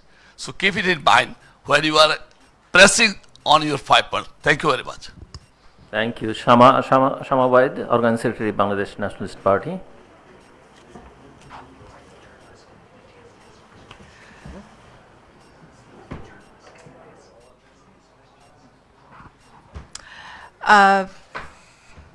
Good morning, Ambassador Peter, and thank you to Center for Governance and Friedrich-Ebert to organize this. I think all the questions have already been asked and answered, most of them, but I will ask 2 questions. One is US-Bangladesh relationship has been a long one, and 1971 our liberation war was based on democracy and freedom of speech, and that was the basis of the liberation war. But we have noticed, the world have noticed that when President Biden has taken office, he has organized a virtual democracy conference where Bangladesh was not invited. So as a citizen and as a political worker, my question is that what kind of perception Bangladesh has, and does the status quo stands, and why Bangladesh was not invited in that conference, where a lot of even Pakistan, whom we fought with in 1971 was. So that is number 1 question. Number 2 is, you talked about in your speech about US investment to Bangladesh, which we always welcome, and we need that for job creation and our economy. But what kind of barriers do you see in present Bangladesh in 2022 that could affect those kind of investment? And as far as the Indo-Pacific strategy, Indo-Pacific Economic Forum goes, we know so far Bangladesh has not taken a stand or take a position on that as clearly. If we talk about the regional politics, we have Chinese investment coming in, we have India on one other side. So it is a difficult, Bangladesh being an important country in the regional politics, it is a difficult decision maybe. But in your view, how does the Indo-Pacific strategy and the Indo-Pacific Economic Forum would help Bangladesh in the future, comparing to going to the other direction? Thank you. Thank you. Thank you, Shama. Ambassador.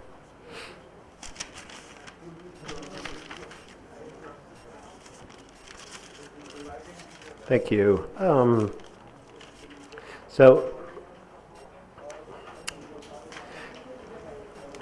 On at the Summit for Democracy last year, those who participated, and including the United States, there was a call to action and for countries to develop plans on where they wanted to work, with the recognition that democracy is always a struggle to continue to improve, to continue to evaluate.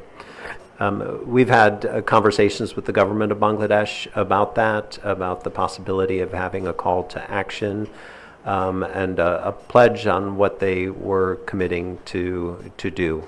And so it's an ongoing process. We've discussed it with the government, and we ourselves are working on our own democracy. On the investment barriers, I think I alluded to it, and if not, I did yesterday, that again, Bangladesh is in competition. It's in competition against well, in reality, all other countries in the world for investment.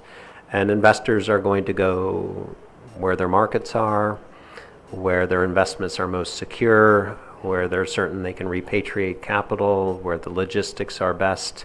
And so it's really important that Bangladesh be benchmarking itself against its competitors as it seeks to attract foreign direct investment.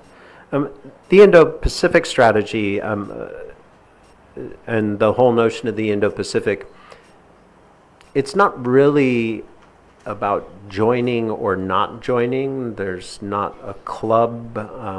It's about these principles: free, fair, open, resilient, prosperous, where every country is free to make its own decisions without coercion.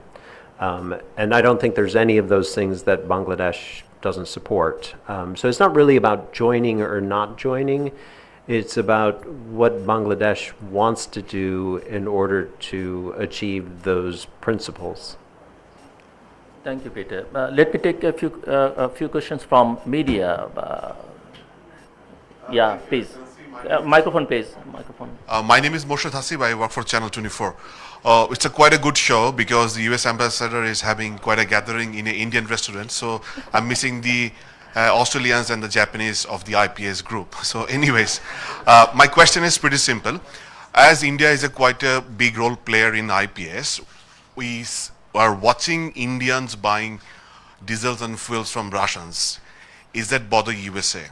Because of the Ukraine war, many countries along with India in this part of the world is moving towards that. Does that bother you? And does it also bother you when or if we have become part of BRI, which is just kind of opposite of US goals? Thank you. So far I know this is not an Indian restaurant anymore. So far I know.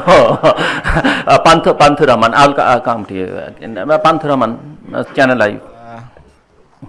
Hello. Excellency, my name is Panthuraman. I work for a television channel. My question, I mean, you had a lot, bunches of questions regarding the election and other issues. So I'm not going with that. You talked about the labor rights and all. The straight question from me. So can we say US is not satisfied with the labor rights situation in Bangladesh, which Bangladesh claims they are through, and there is many improvement made by Bangladesh government. So can we say US is not satisfied so far? Please. Thank you. Thank you, Your Excellency. This is me, Ahmed Reza, and I'm working for a television named Jomuna. I have two questions regarding election and investment here in Bangladesh. Regarding election, as there are several clash and political unrest is ongoing here in Bangladesh, so do you think that, how do you evaluate this situation regarding election perspective? And one more question about investment, that Bangladesh wants to attract international investors, but as the floor speaker said, there are some obligation regarding democratic institutions. So do you believe that it's one of the major challenges for us? Thank you so much. Ambassador Peter. See, I think the first question was regarding India and its purchase of energy from Russia. One of the things that I think was a common misperception is that the sanctions that have been imposed include oil and gas, include fertilizer, include agricultural products. They don't. That's not part of the sanctions that were imposed by the United States and others in the international community. So it is not a sanctionable activity. We're also cognizant of the fact that because of the supply chain issues that Russia's invasion of Ukraine have caused, that there are shortages in energy and that the prices have gone up. And so we understand that countries need to make this transition. What we do hope is that it's transition and that they move to other sources of energy and other products from countries that don't invade their neighbors. On the BRI, it's entirely Bangladesh's decision whether it wants to be a part of BRI or any other organization. And so it's not really for us to say whether Bangladesh should be part of it or not. On GSP and the question regarding labor, we continue to have conversations with the government of Bangladesh. We continue to acknowledge where the progress has been made. We will be having more conversations in October about the remaining areas where we would like to see progress. But again, chief among those is this area of the ability of labor to organize, to create unions, and to be able to do so without intimidation. On elections, I said it in my statement that there's no place in the world where political violence actually helps create a better environment for elections. And so I think that's fair enough to say and something that we can all agree on. And on attracting investment, so there are a lot of factors that go into a company's decision on where to invest, and electoral stability is one of them. It is not the only one, but certainly companies are always looking to minimize their risk, and so they're always looking for as much stability as possible. Thanks. Thank you. Journalist sitting over there, third row, please. Thank you. This is Tariq Choyon. I'm working for Delhi Manav Jamin. So, as a good friend of Bangladesh, US, we all know that US is the single largest export destination for Bangladesh, and Bangladesh is one of the biggest vaccine donation receivers from US. So US have a stake to tell about Bangladesh policy and election overall, and US ambassadors, all the US ambassadors before you came, they have made clear about US position about Bangladesh election.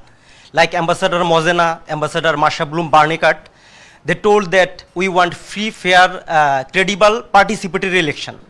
But after the 2014 election and 2018 election, they are saying, US diplomats, analysts, policymakers, that not only free, fair, credible, participatory election, they are saying that free, fair, credible, and fully participatory election.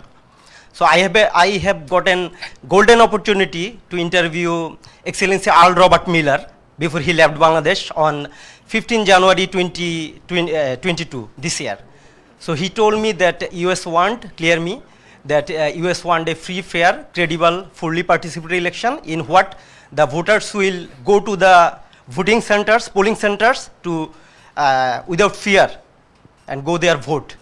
And after you came, I am monitoring your speeches, that you are telling that several times you have told that, and right now in this program, you have told that the election has already started. It's not about the day. And you have told that today, that in this election, the international community will be monitoring in the election day. So in your opinion, in your statement, you have told that the election has already started, and you told that the international community will be looking at the election day. So if the election is already started, is the international community looking what is going on in Bangladesh right now? I mean the political violence and street protest from the political parties and others. Thank you. Thank you. Your Excellency, I'm Tawzar Mahmoud. I work for Shomai Television as a reporter. My question is very precise. The time we are having our discussions over here, and the Inspector General of Police also holding his farewell press conference in some other place at the same time. So my question is that amidst the sanction, he has also participated in the UN Police Conference, which held in New York. So is there any sort of is the US going to rethink about the sanction on him because he's going to retire from tomorrow? Thank you. Thank you. Lady over there. Thank you. My name is Jhumur Bari. I work for Ekatu Television. I have a very straight question. And US and other countries also say about the inclusive election. What do you mean by inclusive election? When some of our parties like BNP don't want to come in election and under this government. And so what do you mean by inclusive election? It is with BNP or it is with other parties? Thank you. Ambassador Peter.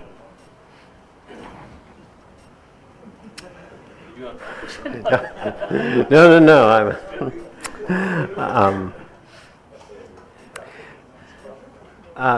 Yes, I think the international community is already looking at elections. You've heard many of my ambassadorial colleagues make similar comments, and we all visited the election commission. So I think people are already paying attention to. On the question of sanctions for RAB, no, there's been no change in our policy. The sanctions are still in place. The sanctions will remain in place until there is both accountability and reform.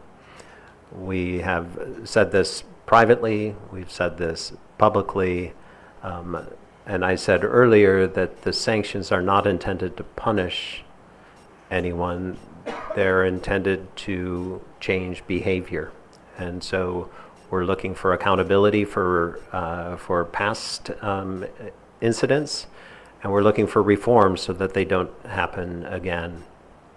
On the question of inclusive, I believe I keep saying free, fair, transparent elections in accordance with international standards. And I'm happy to include inclusive on it, but it's all of those things. It's not just any one word among them, and it's why I keep talking about everyone's responsibility for elections in accordance with international standards. And so it has to be an all of the above in order to create the conditions for those elections to happen. Mr. Shohidullah Azim, Vice President, Bangladesh Garments Manufacturers and Exporters Association, BGMA. Excellency Ambassador, so there are a lot of questions on GSP issue in meantime. So I have a question. The tariff in USA for Bangladeshi product or RMG product is the highest, 14.1% for Bangladeshi product tariff, whereas our competitive countries like Vietnam, they have 4.8%, India, they have 2.7%, and China, they have 11%. All are less than us. So is there any possibility to reduce the taxes on our products, our goods? Number one. And number two, the questions for the business visa. All the business communities are suffering. Is there any chances to make it smoother, make it simplify to issue the business visa, because it takes almost 1.5 to 2 years to get the appointment. That's all. Thank you. Ms. Nasreen Fatima Awal, please introduce yourself. Very good morning. I'm Nasreen Awal, already mentioned. Thanks to CGS and FES to arranging this such a beautiful program, important program. And I'm very much proud to see my ambassador. Peter is here. I'm also an American, so I'm feeling proud to see you here. I have only one question that, we are talking about now that, fair and free and fair election, future election, which one is coming. But how come US doesn't talk loudly about our previous 2 elections? Thank you. Barrister Sarwarson.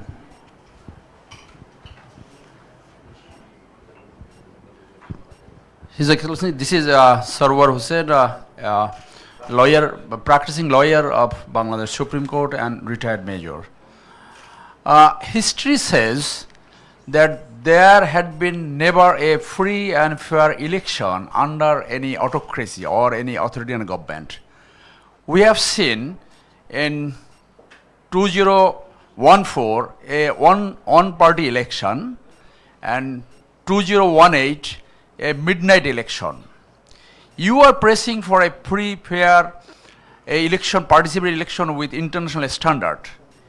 If that does not happen, if the regime goes their own way, advising any other mechanism like 2014 or 2018, what would be your reaction? Number two, sanctions on 7 individual officers of Rapid Action Battalion has saved many lives in Bangladesh. It was expected that many more sanctions would be coming, those who have committed the crime against humanity and destroyed the basic fabrics of the country. That would come directly to the people's interest of Bangladesh and definitely would save the lives in many individuals of Bangladesh. So, do America has any plan beside the 7 individuals, those who have committed crime against humanity, even with higher degree of those sanctioned individuals, the Bangladesh people will be very benefited. I want to comment on that whether you have planned to impose sanctions those who have committed bigger crime against humanity. Thank you very much. Thank you. Ambassador.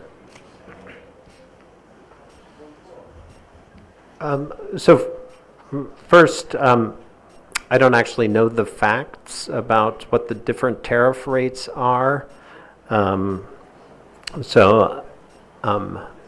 If what you said is true, congratulations, we're still your largest market. So hats off to you.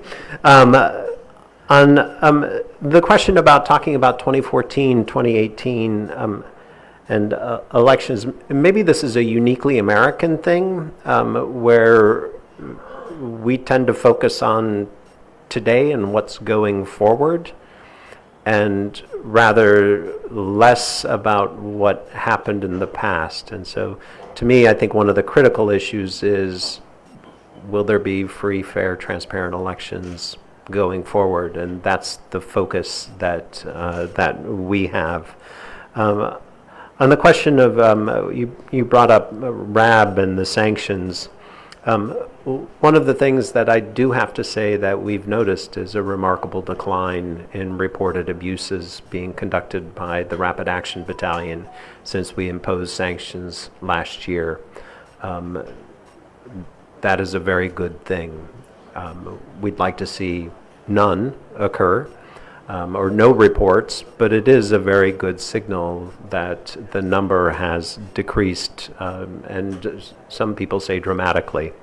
The question of additional sanctions, I said this earlier, we never preview what additional sanctions may be under consideration or that we might be thinking about imposing.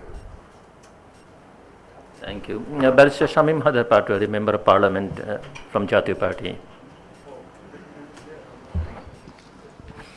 Thank you, His Excellency Peter Haas, for your sublime, subtle and crafted effort to solve our problem, and you have created lots of avenue for solution, which if we take will be good for our country. Now I have two questions. I think one you already answered. One is Bangladesh once was a supporter of BRI and yet to denounce it. So what will be the Washington reaction if Bangladesh maintain both BRI and Indo-Pacific? Is it possible organizational wise? I don't know. Because recently, in last week, I think Bangladesh also hosts the Asia-Pacific Military Conference as well. And the other one is election in this country is a mammoth, gigantic work. It comprises 30,000 centers, over 2 lakhs polling booths, and millions people engaged. And this government is in power for 14 long years, and it has already created a regime with police, with bureaucracy, with election commission and everything. There is no single institution left in this country who can really work neutrally, honestly I'm saying. How you are confident about then that there will be a fair election? You mentioned it yesterday, you mentioned it today. Fair is a very wide term, but you looks very confident. How? What makes you so confident? And then if there is an unfair election, then what will be the reaction of Washington? Thank you. Thank you. Mr. Naimul Islam Khan, Emeritus Editor, আমাদের নতুন সময়. Mr. Naimul Islam Khan, microphone please. Excellency, I hate asking this question, but it came up, so I thought for clarity I asked this. In responding to one of our former ambassador, you said about including more women in politics, that you are reluctant to ask the government for any constitutional amendment or things like that. You are not interested in recommending for any constitutional amendment, but you generally, definitely always talk about and also work about how women will be involved in all ways. Now, all the opposition political parties, or I should say many of the opposition political parties, are demanding that the next election be held under a neutral caretaker government, which the present constitution doesn't allow. So, if that had to happen, the constitution had to be amended. Now, what would be your position in that respect? Thank you. Thank you. Professor Dr. Sardar Naim, Chairman, Japan-Bangladesh Friendship Hospital. Your Excellency, this is Dr. Naim. Actually, I'm a surgeon, and I'm a fellow of the American College of Surgeons and the President-elect of the American College of Surgeons, Bangladesh chapter. Well, I'll raise some health issues since I'm a doctor. Well, there are many health issues, and in your 5 points, all the health issues are definitely dominant, and everything you wanna achieve, definitely health is a big factor. Day after tomorrow, we are going to observe the International Day of Older Persons. And actually, we observe these days, and that reminds that in Bangladesh also, at the moment, we have about 15 million geriatric population or older persons or senior citizens. And this geriatric care is really not yet addressed in this country by anybody. We the doctors are thinking about it, but it's not sufficient. You see the elections, Myanmar issues and many other issues are coming up, but health issues and the upcoming problem like geriatric healthcare problems is totally ignored. By 2050, probably 1/4 of the whole population of this country will be under the geriatric healthcare. At the moment, we are really enjoying this demographic dividend, but we will no longer be enjoying this dividend after 30-35 years.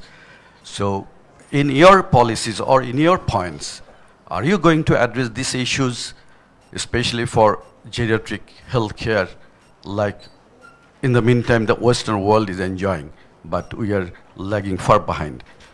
So that's my question. Thank you. Thank you. Ambassador Peter. That's quite a grab bag of questions. So, on the first one is there continues to be a confusion between or a belief, which is wrong, that the Indo-Pacific strategy is something you join or you don't join. It's a strategy, it's a set of principles, free, open, resilient, prosperous, secure, interconnected region. So they're goals that you can either aspire to or not aspire to. BRI is different, it is a membership, you join BRI. And so we have no problem there, that we choose to focus on the principles.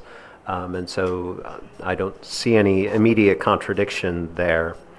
On the question of elections, again, we're calling out these principles for, and I think it's I think the focus here is on me because I'm up here, but I think it's what most people, and maybe all people, share those aspirations that the elections be that way. And so it's not a question about confidence, it's about rising to the challenge to do the best and to have the elections meet those standards. I think you might have misunderstood or mischaracterized what I said about women. I don't think, or I think the United States has been and continues to be one of the strongest advocates for women's economic and political empowerment around the world, and that we focus very much on improving the ability of women to be equal participants in society. Similarly, and I forgot your other point, but what I'm saying is that it is not our right to tell the government of Bangladesh how it should address these issues. It is our job to say that these issues are important to the United States, and then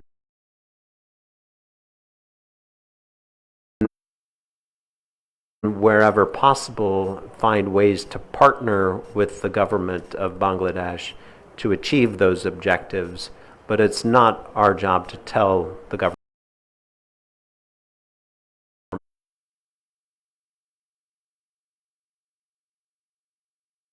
be able to care for the older generation and to build the economic base for it. And so that's traditionally been our focus rather than on the other end. And I acknowledge in the United States that's also a big challenge of how we take care of an increasingly aging population. Thank you, Ambassador. I have only 12 minutes in my hand, and let me see how many hands are left. 1, 2, okay. Please.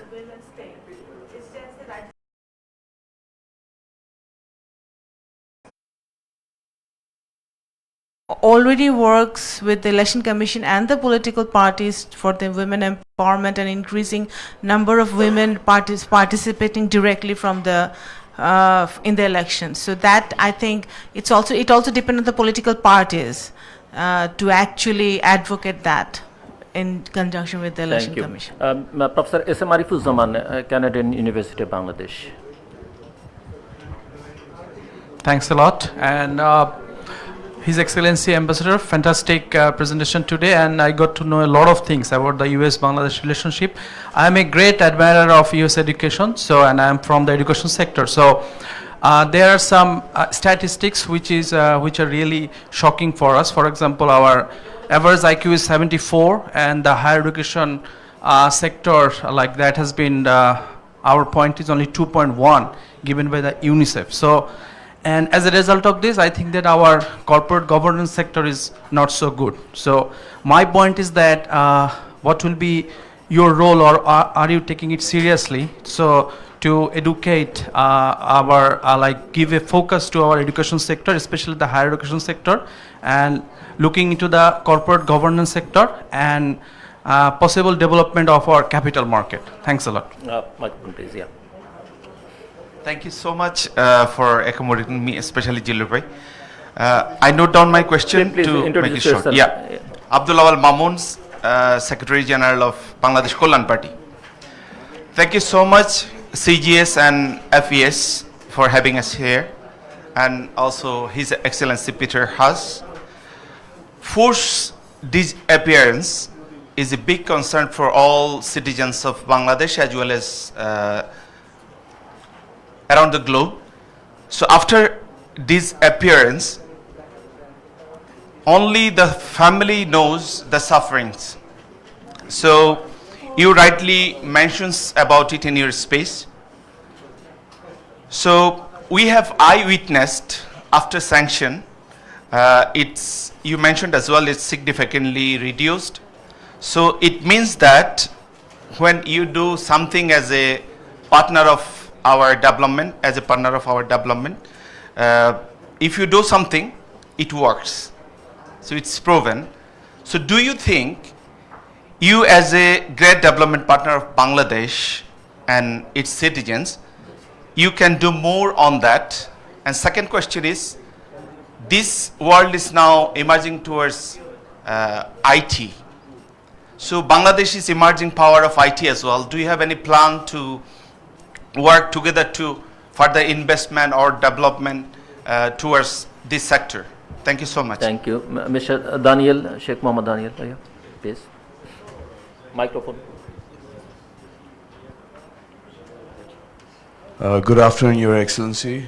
Thank you to CGS and FES for organizing this. I'm just a basic entrepreneur, sir, and I'm from the garments industry. I'm a second generation in garments and third generation as an entrepreneur. We believe that there's a lot of hindrance in trade, and this hindrance in trade can actually affect the next generation to come into this trade rather than going abroad and maybe working somewhere else. So is there a way we can reduce the hindrance of trade, such as the high tariff, as Azim Uncle just mentioned?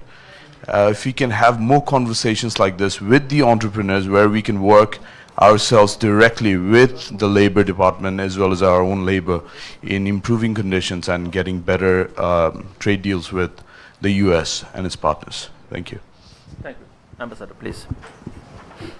So on the first kind of couple, I'm actually going to lump sum the question about future assistance on information technology sector, higher education, capital markets, corporate governance. These are all good questions to ask, and as I said earlier, that we're in the process that we realize that Bangladesh is a different development partner today than it was 10 or 15 years ago. And so these are all very good areas for us to be thinking about as we shift the focus in our development assistance going forward, and on what can build upon the successes Bangladesh has already had and then propel future growth and development.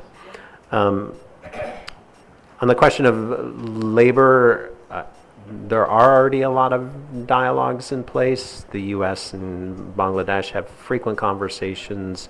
I imagine that your government also has opportunities for stakeholders to discuss with them about what's needed and things like that. Obviously, more dialogue is always useful as we understand this issue. On the can you repeat the forced disappearance related question? I don't see my notes. Forced disappearance is concern for the country, citizen of Bangladesh as well as around the globe. So I said, when you did something like sanctions towards these 7 people, then it works. That's what I witnessed and observed. So do you think that it's enough what you have done already, or you have more things to do? Okay. Thank you. So there's 2 halves to the question. There's what's happened and what will happen. On the what's happened, and I've mentioned accountability, whether that's an independent, as the UN has suggested, that could be something, but some credible independent mechanism to investigate allegations of past. The second is about the future.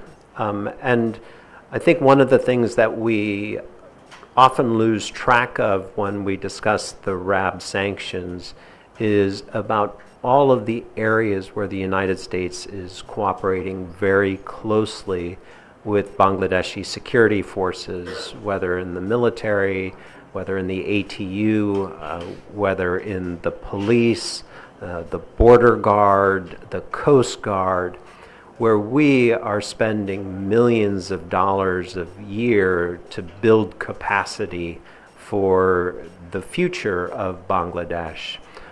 For example, at the police academy in Shardar, we provide training for the trainers of future police. Obviously, there's a huge human rights element to that training. within both Rajshahi and here in Dhaka, we have provided tremendous training and equipment for crisis response teams so that if an incident occurs, that they are well trained and know how to react while protecting human rights. We do lots of training on cyber crimes in lots of different areas. And so I think it's really important to remember that, yes, while we do have the sanctions where we're hoping to change behavior, we're also continuing to invest and to cooperate to build capacity going forward so that they are ever more professional in the way that they do their work. Thank you, Mr. Ambassador Peter Haas, for your insights and all the contemporary issues. Indeed, we can say that today's event was both insightful and impactful. We look forward to the upcoming days where both of our countries can work together more closely for the betterment of our shared vision. Ladies and gentlemen, that's all the time we have today. Thank you for joining us for today's event. Please look forward to more to come, and join me to thank again Ambassador Peter Haas with applause.